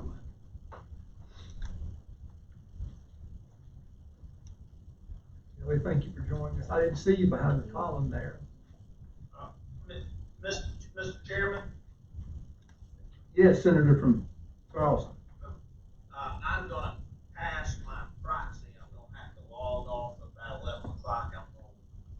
me to reflect my proxy goes to Senator Bright Matthews from College. Okay, so noted, Senator. Thank you so much. Okay, Senator from Charleston, just for your information, Senator Matthews is still with us, but she's going to be joining us virtually. You still want to proceed with giving her your proxy? Correct. Yes. Okay. Thank you much. Thank you for joining us, Senator, as long as you have, and your participation. Ms. I'm Rhodes. going to hang on until about 11. Okay. Splendid. Ms. Rhodes. Thank you. Good morning, senators, representatives, and guests. My name is Callie Rowe, and I serve as a board member for Personhood Alliance in South Carolina. I am speaking today in support of Senate Bill 988, supporting the banning of abortion as a medical procedure in South Carolina. Abortion murders human beings, which denies them the protection they are entitled to under our country's rule of law and our state's rule of law. Why do unborn babies deserve equal protection under the law as every other person? In our country's founding documents, one of 5 of them being the Declaration of Independence, all human beings are created equal and endowed by their Creator with certain unalienable rights, the foremost of which is the right to life. Our own state's Constitution, which you have sworn a duty to protect and defend, guarantees that no person may be deprived of life, liberty, or property without due process of law, or be denied the equal protection of the laws. Equal protection of the law means that everyone's life is valued. This is why we have laws against murder and have to protect life. So why do we continue to allow a procedure that is in direct violation of the rule of law you have sworn an oath to uphold? Why would we allow murder to continue to be legal in South Carolina? I know you support life in this state. We have state and private organizations that provide for infants and children in harmful situations. Often the state steps in, removes children from homes when their lives are at risk. In those cases, we are protecting children despite what parents may think their rights are. A 2-week-old baby cannot call police when in danger. Society doesn't let that go. We step in and help. Similarly, we need to protect children in the womb from harm the same way we protect them outside the womb, because they are helpless when faced with the danger of being murdered by abortion. When discussing abortion, we often talk about rights, especially the mother's. But a mother's right not to be pregnant does not supersede the baby's right to live. Abortion infringes on another person's rights, the baby's. One does not have the right to take away privileges of another person. Just because I wanted to arrive here on time didn't mean I could run over someone in the crosswalk. This logic does not add up. We cannot infringe upon the rights of unborn children. Murder is not okay. My husband and I are the parents of 9 children, 7 whom are still living. I have been in situations with risk in pregnancies. I have been told that I had choices to take the life of an unborn child. However, I know that taking the life of a child at any stage is wrong. That is not my decision to make. Personally, I do understand the pain of an unexpected pregnancy. I have lived out the knowledge of what can go wrong with an unborn child. I have held my dying baby in my arms.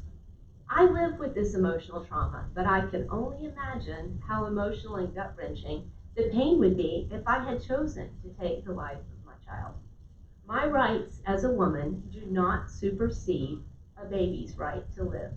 Let's make South Carolina a better place for all to live, including the unborn.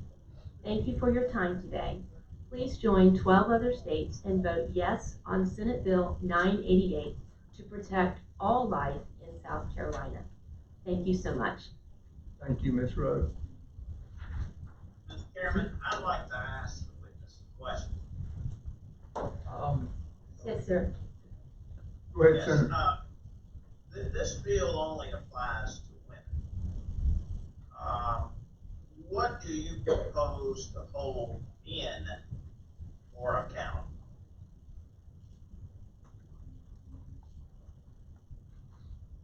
I'm not sure I understand exactly what you're asking.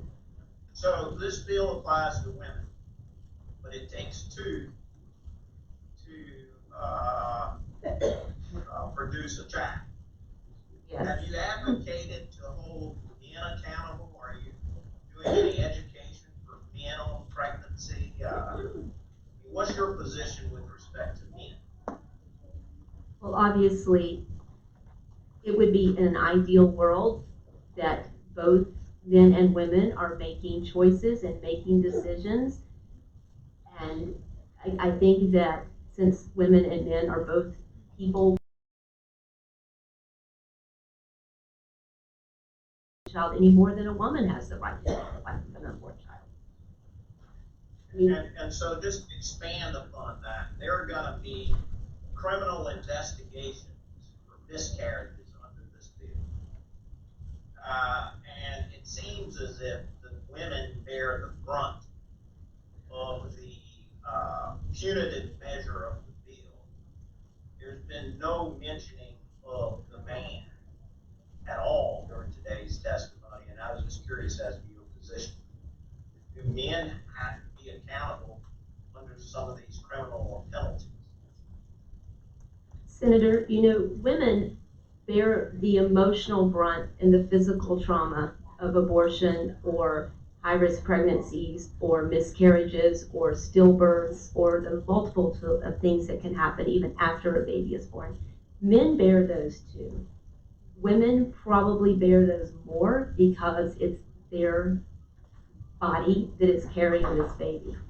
In terms of how this bill is written, I cannot speak to who is going to be culpable. Mr. Cash or Senator Cash might be able to more expound on that. But as far as the women and men having a response to this, I mean, both the father and the mother have a right to recognize that the baby is entitled to the right to life. And my right, or a man's right, does not supersede the right of that child to live. Thank you. Thank you, You're Senator. welcome. Thank you, Ms. Rhodes, for joining us. Jeanne, who's next? Mr. Chairman, next is Dr. Michael Slowey. Dr. Slowey, thank you for joining us. Thank you.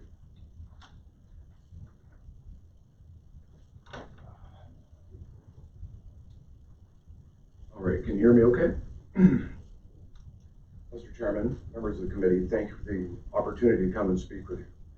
I am Dr. Michael Slowey. I'm co-founder of Coastal Fertility Specialists. I'm board certified in obstetrics and gynecology and reproductive endocrinology and infertility. I've been in practice over 30 years now, treating patients diagnosed with a wide range of complex disorders, but the primary focus for us is building families. I testify before you today to voice my strong opposition to Senate Bill S.988 because of the great harm it will cause the citizens, and particularly the women of South Carolina. While the bill seeks to ban all abortions in South Carolina if the state gains authority to regulate abortion, its wording also has profound impact on the ability to provide infertility care and effective contraception. I will focus on the fertility aspects. The bill incorrectly defines fertilization and then uses the incorrect definition to call a sperm bound to an egg an unborn baby, granting these two cells status as a person. As we've discussed many times previously, this is a gregariously inaccurate and inappropriate concept. Fertilization is not a single moment in time, but it is a multi-stage process that's chaotic and extremely complex and takes about 18 hours. Often it doesn't work, with many of the failures, actually most of them, occurring after the sperm is bound to the egg. As for the unborn baby as defined by this, as Senator Cash pointed out, it's a legal term that does not identify life itself, but identifies a stage when one acquires protection from society. Basically, what this bill does is attempts to give legal protections to two unique cells even before a pregnancy is established. Because of this, the bill would create a variety of restrictions that would limit reproductive and family building choices of hundreds of thousands of South Carolina residents. This bill would end our ability to perform the most effective infertility therapies, in vitro fertilization and egg donation, crippling the dreams of having a family for thousands of South Carolina couples. It would also allow preventable genetic diseases from being detected and prevent cancer patients from preserving their fertility. I hope this helps you understand the great consequences of how this bill is worded and the dangers it poses for the women of South Carolina and why I would urge all of you to vote against this. Fertility treatments are scientifically based, highly specialized and individualized, and take into account the inefficiencies of normal human reproduction. Decisions on how to proceed with these treatments need to be made by the patients working with highly trained professionals, trying to assist them in building their families. Our patients and their dreams of becoming parents should not be thwarted by the passage of legislation that ignores scientific and medical reality. Thank you for this opportunity. I'll be happy to answer any questions. Thank you, Dr. Stowey. Thank you very much. I think Senator Gulfson has a question. Yes, ma'am. Thank you. I do not serve on the subcommittee. I'm not on the committee for medical affairs. I really appreciate being able to say anything at all. Thank you. My question has to do with the fertility treatments. I was not aware that this bill has language in it that would exclude that medical care. Senator Cash, can you address that very specifically for us and just confirm or explain that how 988 would affect doctors' care for women who are seeking to be pregnant? Thank you.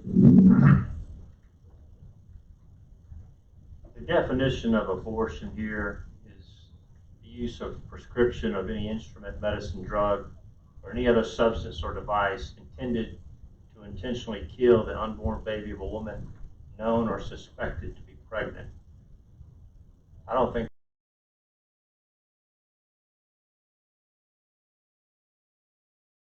before I get finished, and I'll certainly listen to your concerns, but we're talking about intentionally killing the unborn child of a woman known or suspected to be pregnant. As I understand your profession, you're trying to help women get pregnant. That's correct.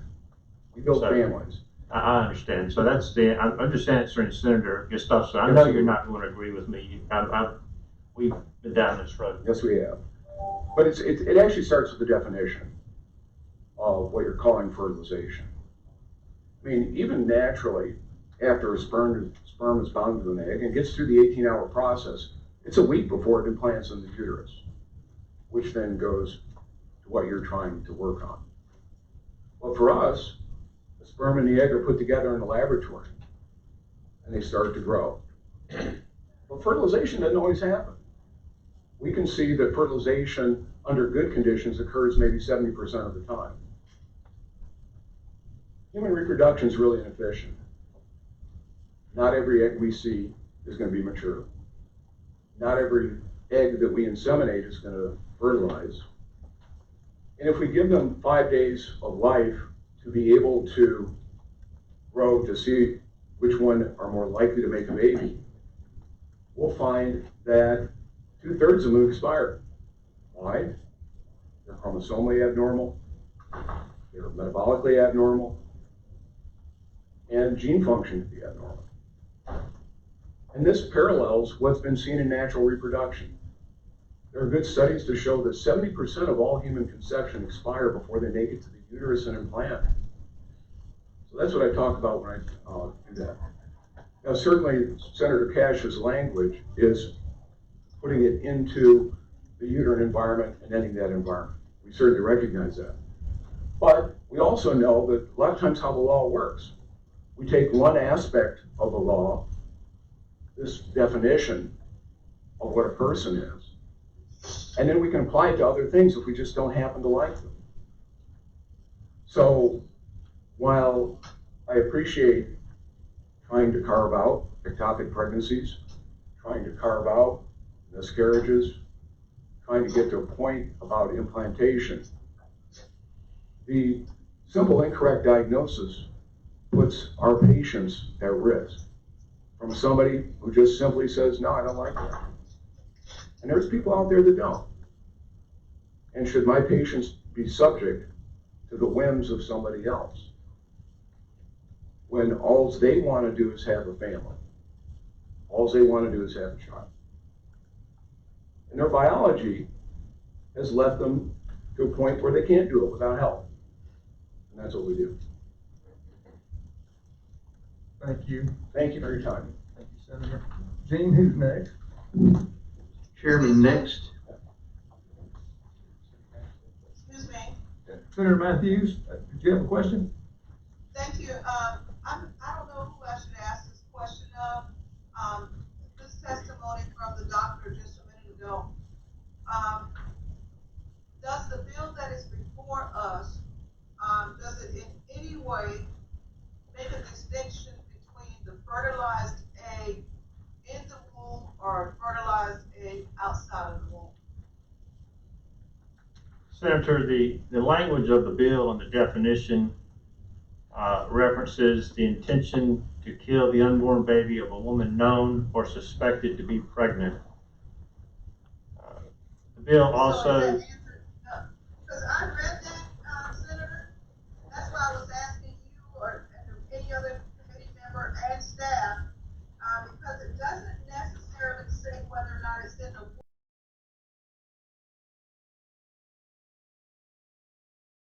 woman and a sperm has to come from a man, but the bill to me does not specifically define where it is.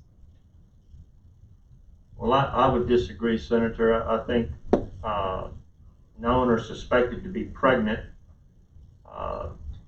as the doctor himself has mentioned, when the embryo attaches in the uterus, that's when pregnancy ensues. I don't know anyone who has a different definition of that, but that's the plain language of the bill. The ambiguity is where you say fertile, and I'm referring to the sheet that was given to us today in the bill. It says fertilization means the fusion of a human spermatozoon with a human ovum. It does not say where fertilization is. So, don't you think it would be important to clarify that? I will certainly take that under advisement, Senator. Okay, and the other thing is there in the penal part of this, does it say what would happen to fertilize? And I get it that only a percentage of those fertilizations that are done, only 72% actually take. Well, what happens if during the fertilization process and under this bill is deemed to be a viable fertilized egg? What happens if for some reason there's a problem with the refrigeration process in the doctor's office and a lot of fertilized eggs are destroyed?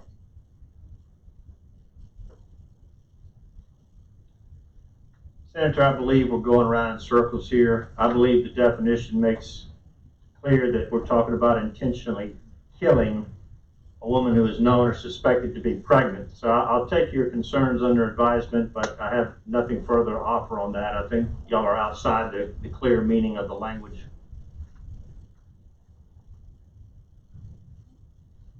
With that, I have nothing else, I guess, then. Thank you, Senator. Thank you, Senator. Jeanne, who's next? Mr. Chairman, next is Jeanne Smith. Ms. Smith, thank you for being here. Thank you for allowing me to speak. Good morning, my name is Jeanne Smith and I'm the founder and CEO of Coastline Women's Center and Director of Abortion Recovery. I am an author, a speaker, and the former president of the South Carolina Association of Pregnancy Care Centers. I am a wife and I am a mother. Several years ago, I chose abortion. It was a choice given to me freely by law, but yet it changed my life forever. And as a result, my daughter Abigail went to be with Jesus. For 16 years, I have experienced deep grief, depression, and suicidal thoughts. I wasn't given the education I needed, and there wasn't a law to prevent me from taking the life of my daughter. That in itself would have weighed heavily and awakened me to the severity of my choices. But because these things did not exist, I took Abigail's life. But God, in His mercy, stepped in and healed me from the abortion pain. Today, I sit across from many women considering abortion, and it breaks my heart when they make that choice because I know the suffering that will follow. Many have come back and fell into my arms, devastated with the pain, and many have been traumatized by chemical abortion.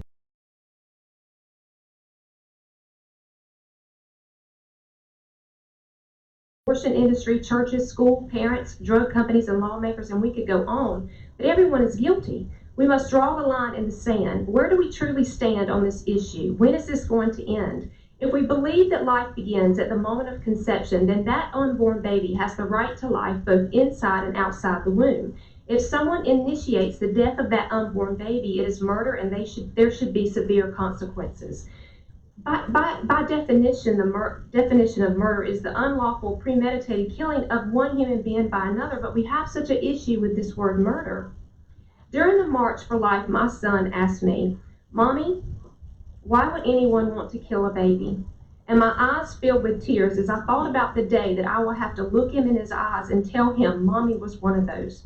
No mother should ever have to do that. And if there had been a law in place for me, I wouldn't have to. That was in 1993, and nothing has changed since then. In fact, it has gotten worse.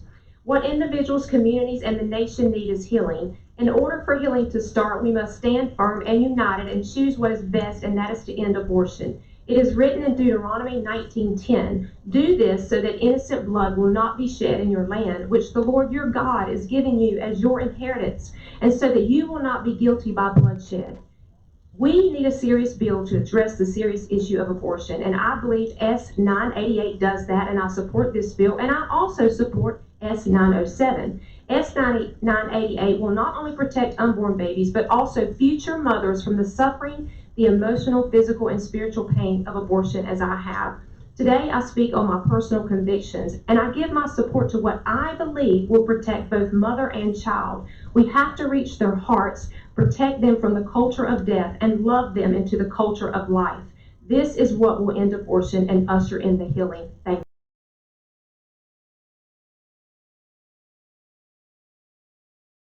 Mr. Chairman, next is Carter Smith.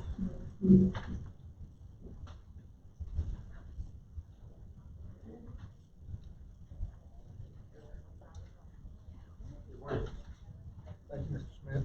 My name is Carter Smith. I'm a registered nurse, Army veteran, father, husband, co-founder, and director of clinical services at Coastline Women's Center, Pregnancy Medical Clinic in Horry County. I'm here today to endorse S.988. As a nurse, I can tell you that there is scientific evidence and research that shows life begins at conception. Within an hour of the cells begin to divide. We see this in the MRIs and other research that has been done. As a veteran and a nurse and a former executive director of hospice and now president of Coastline Women's Center, I have spent most of my life defending and protecting life. I am here because this is important and our voices need to peel back the darkness across this land. We need to put a stake in the ground and say no more abortion. I get up each and every day and ask the Lord to direct my steps. As directed, He has directed my steps today here. And I pray that the state of South Carolina can come together and be a catalyst to end abortion as we know it, so that healing can begin.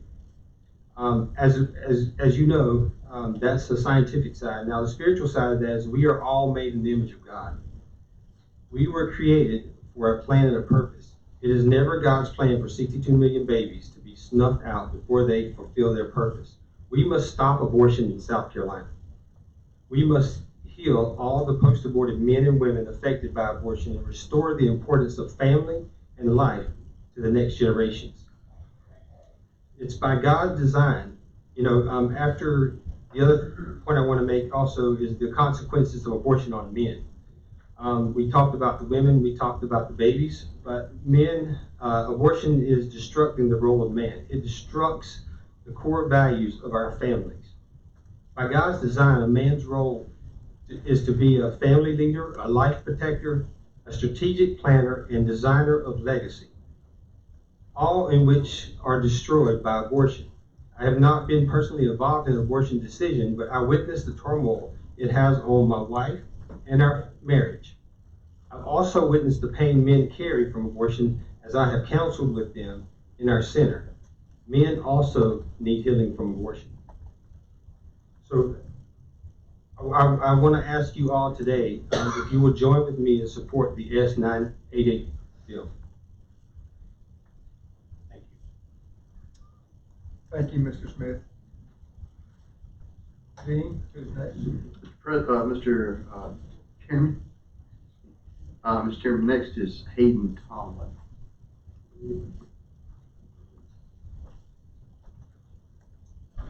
Thank you, Mr. Tomlin. Thank you.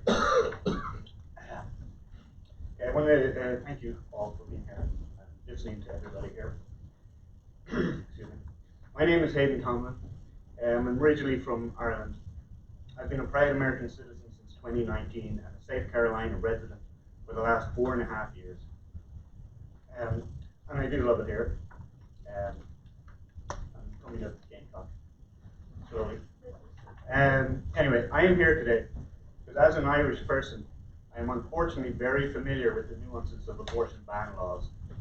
I'm going to give you a very abridged history of our fateful and disastrous relationship with abortion and women's bodily integrity. Until 2018, abortion has been illegal in Ireland, with one exception, to save the life of the mother.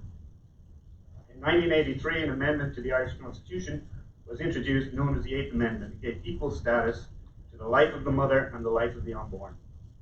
This did not remove abortion from Irish life. It simply removed it from its jurisdiction. Over 170,000 women and girls traveled to another country to obtain an abortion in the intervening years. The heartbreaking, lonely travel of these women to a foreign land to have a traumatic procedure done in secrecy and with no support services when they returned because it didn't happen in the eyes of the law. It's truly a shame and a blight on my country's history. Since then, the calls for legislation grew larger and larger as more and more brave women stood up and spoke out about their own personal trauma, culminating in a referendum in 2018 to remove the Eighth Amendment and legalize abortion. Even this was forced upon the state after the death of a Miss Vida Halapan-Avar. She died from sepsis in 2012. She was 17 weeks pregnant. Her life would have been saved by terminating the pregnancy, as it was a pregnancy that was causing the sepsis. She and her husband begged for an abortion, but were denied because she wasn't close enough to death. The physician was worried about the legalities of performing a termination when there was still a heartbeat from the dying, miscarrying fetus. By the time the fetus died, it was too late for Vida. The resulting inquest found that her death was a result of the lack of clear interpretation of the law as to what constitutes a risk to the life of the mother versus the legality of abortion. She was not the first woman in Ireland to die in this manner, but hopefully now will be the last. And as my representatives, these are my questions for you. As per the bill, what constitutes a risk to the life of the mother? Does it have to be an immediate risk? Even the healthiest pregnancies come with the risk of a life to the mother. What about women with long-term medical problems, such as heart disease, diabetes, obesity, or cancer? Is domestic abuse a reasonable fear or risk to life? Why is suicidal ideation not considered a risk to the life of the mother, especially after rape cases? Where are you drawing the line?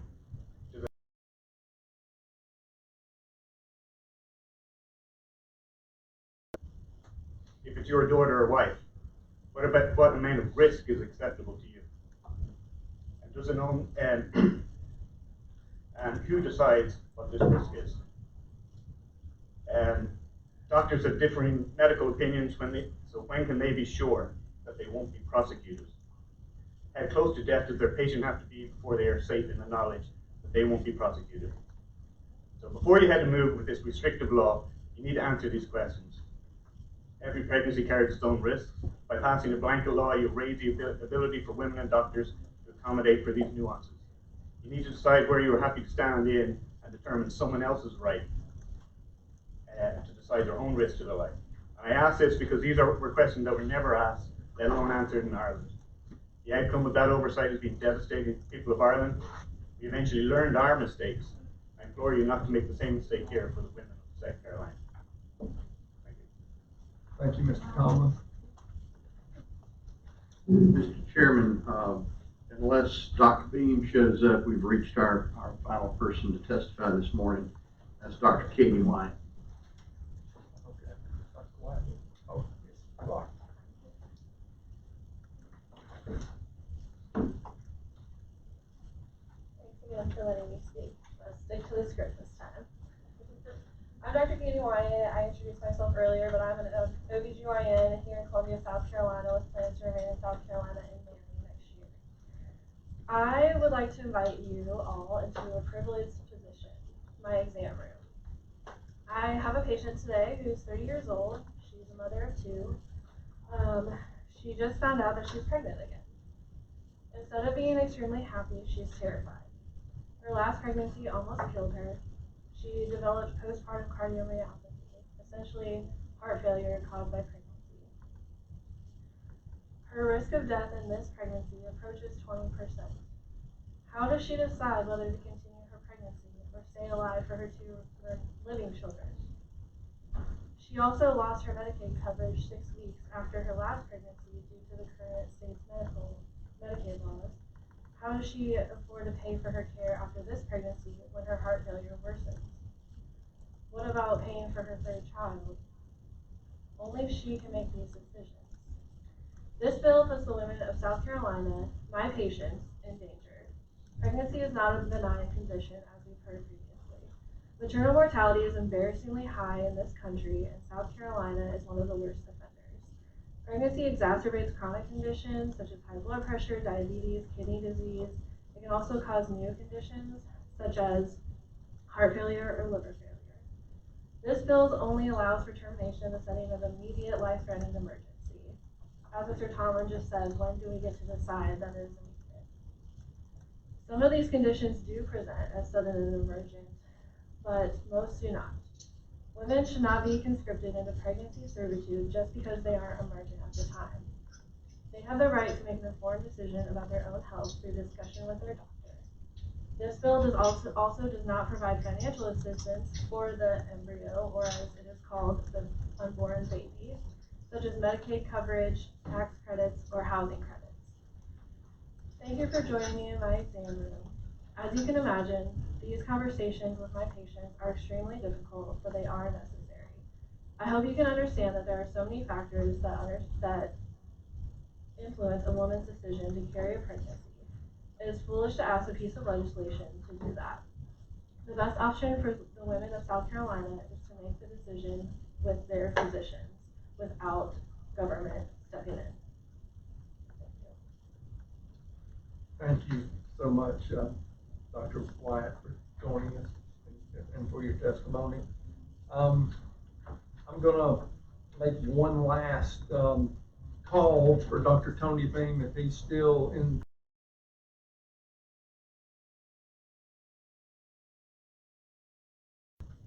Here, okay. I was just indicating he's not here. So this concludes our speakers for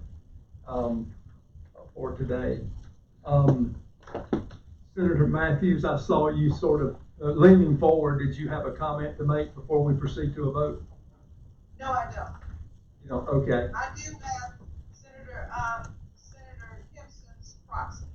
Okay, perfect. Thank you so much. And members of the committee, I have listened diligently to both sides, and everyone who knows me knows that I'm very pro-life. But I want to make sure that we get these bills drafted correctly when we go forward with the bills. And I heard testimony from a doctor here that he had some concerns about different types of methods that are used for helping women to get pregnant, and that the bill wouldn't interfere with that. And I will be doing some more studying on that. I also was moved by the testimony of the 11-year-old girl who was put in the situation where she became pregnant by her uncle. And I thought to myself, what if that 11-year-old girl, what if she had been forced to have an abortion? At that point, who would be culpable for that? or the person who forced her, or if someone was coerced. I actually have an amendment here that clarifies who would be culpable in a situation like that. It basically says that the mother would not be culpable. But I'm going to hold the amendment to full committee. Since there are no other amendments, if that's okay, I had discussed it with, are you okay with holding the amendment to full committee? I am. Mr. Chairman, I just wanted to say that we need some more work on this. Obviously, I'm always concerned about any kind of penalization in these circumstances that's just indicated this child. So we need to be mindful of that. And so we need to do additional work. So I want to reserve, additional amendments that may come about. So I can talk about those in the full committee.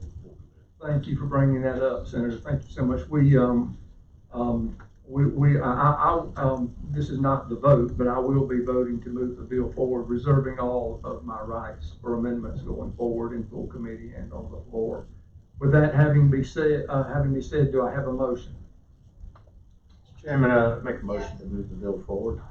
I have a motion to move the bill forward. Do I have a second? Second the motion. All those in favor say aye. Aye. Opposed? Opposed, 2 times. Thank you, Senator. For me and Senator Timpson. Thank you, Senator Matthews. The bill will move forward with the full committee, with everyone reserving their rights to amend it as their heart tells them to. Thank you for coming out today. Thank you for your participation. And I would ask for your prayers as we proceed forward on this bill and every bill that we have to address in this General Assembly. Thank you so much.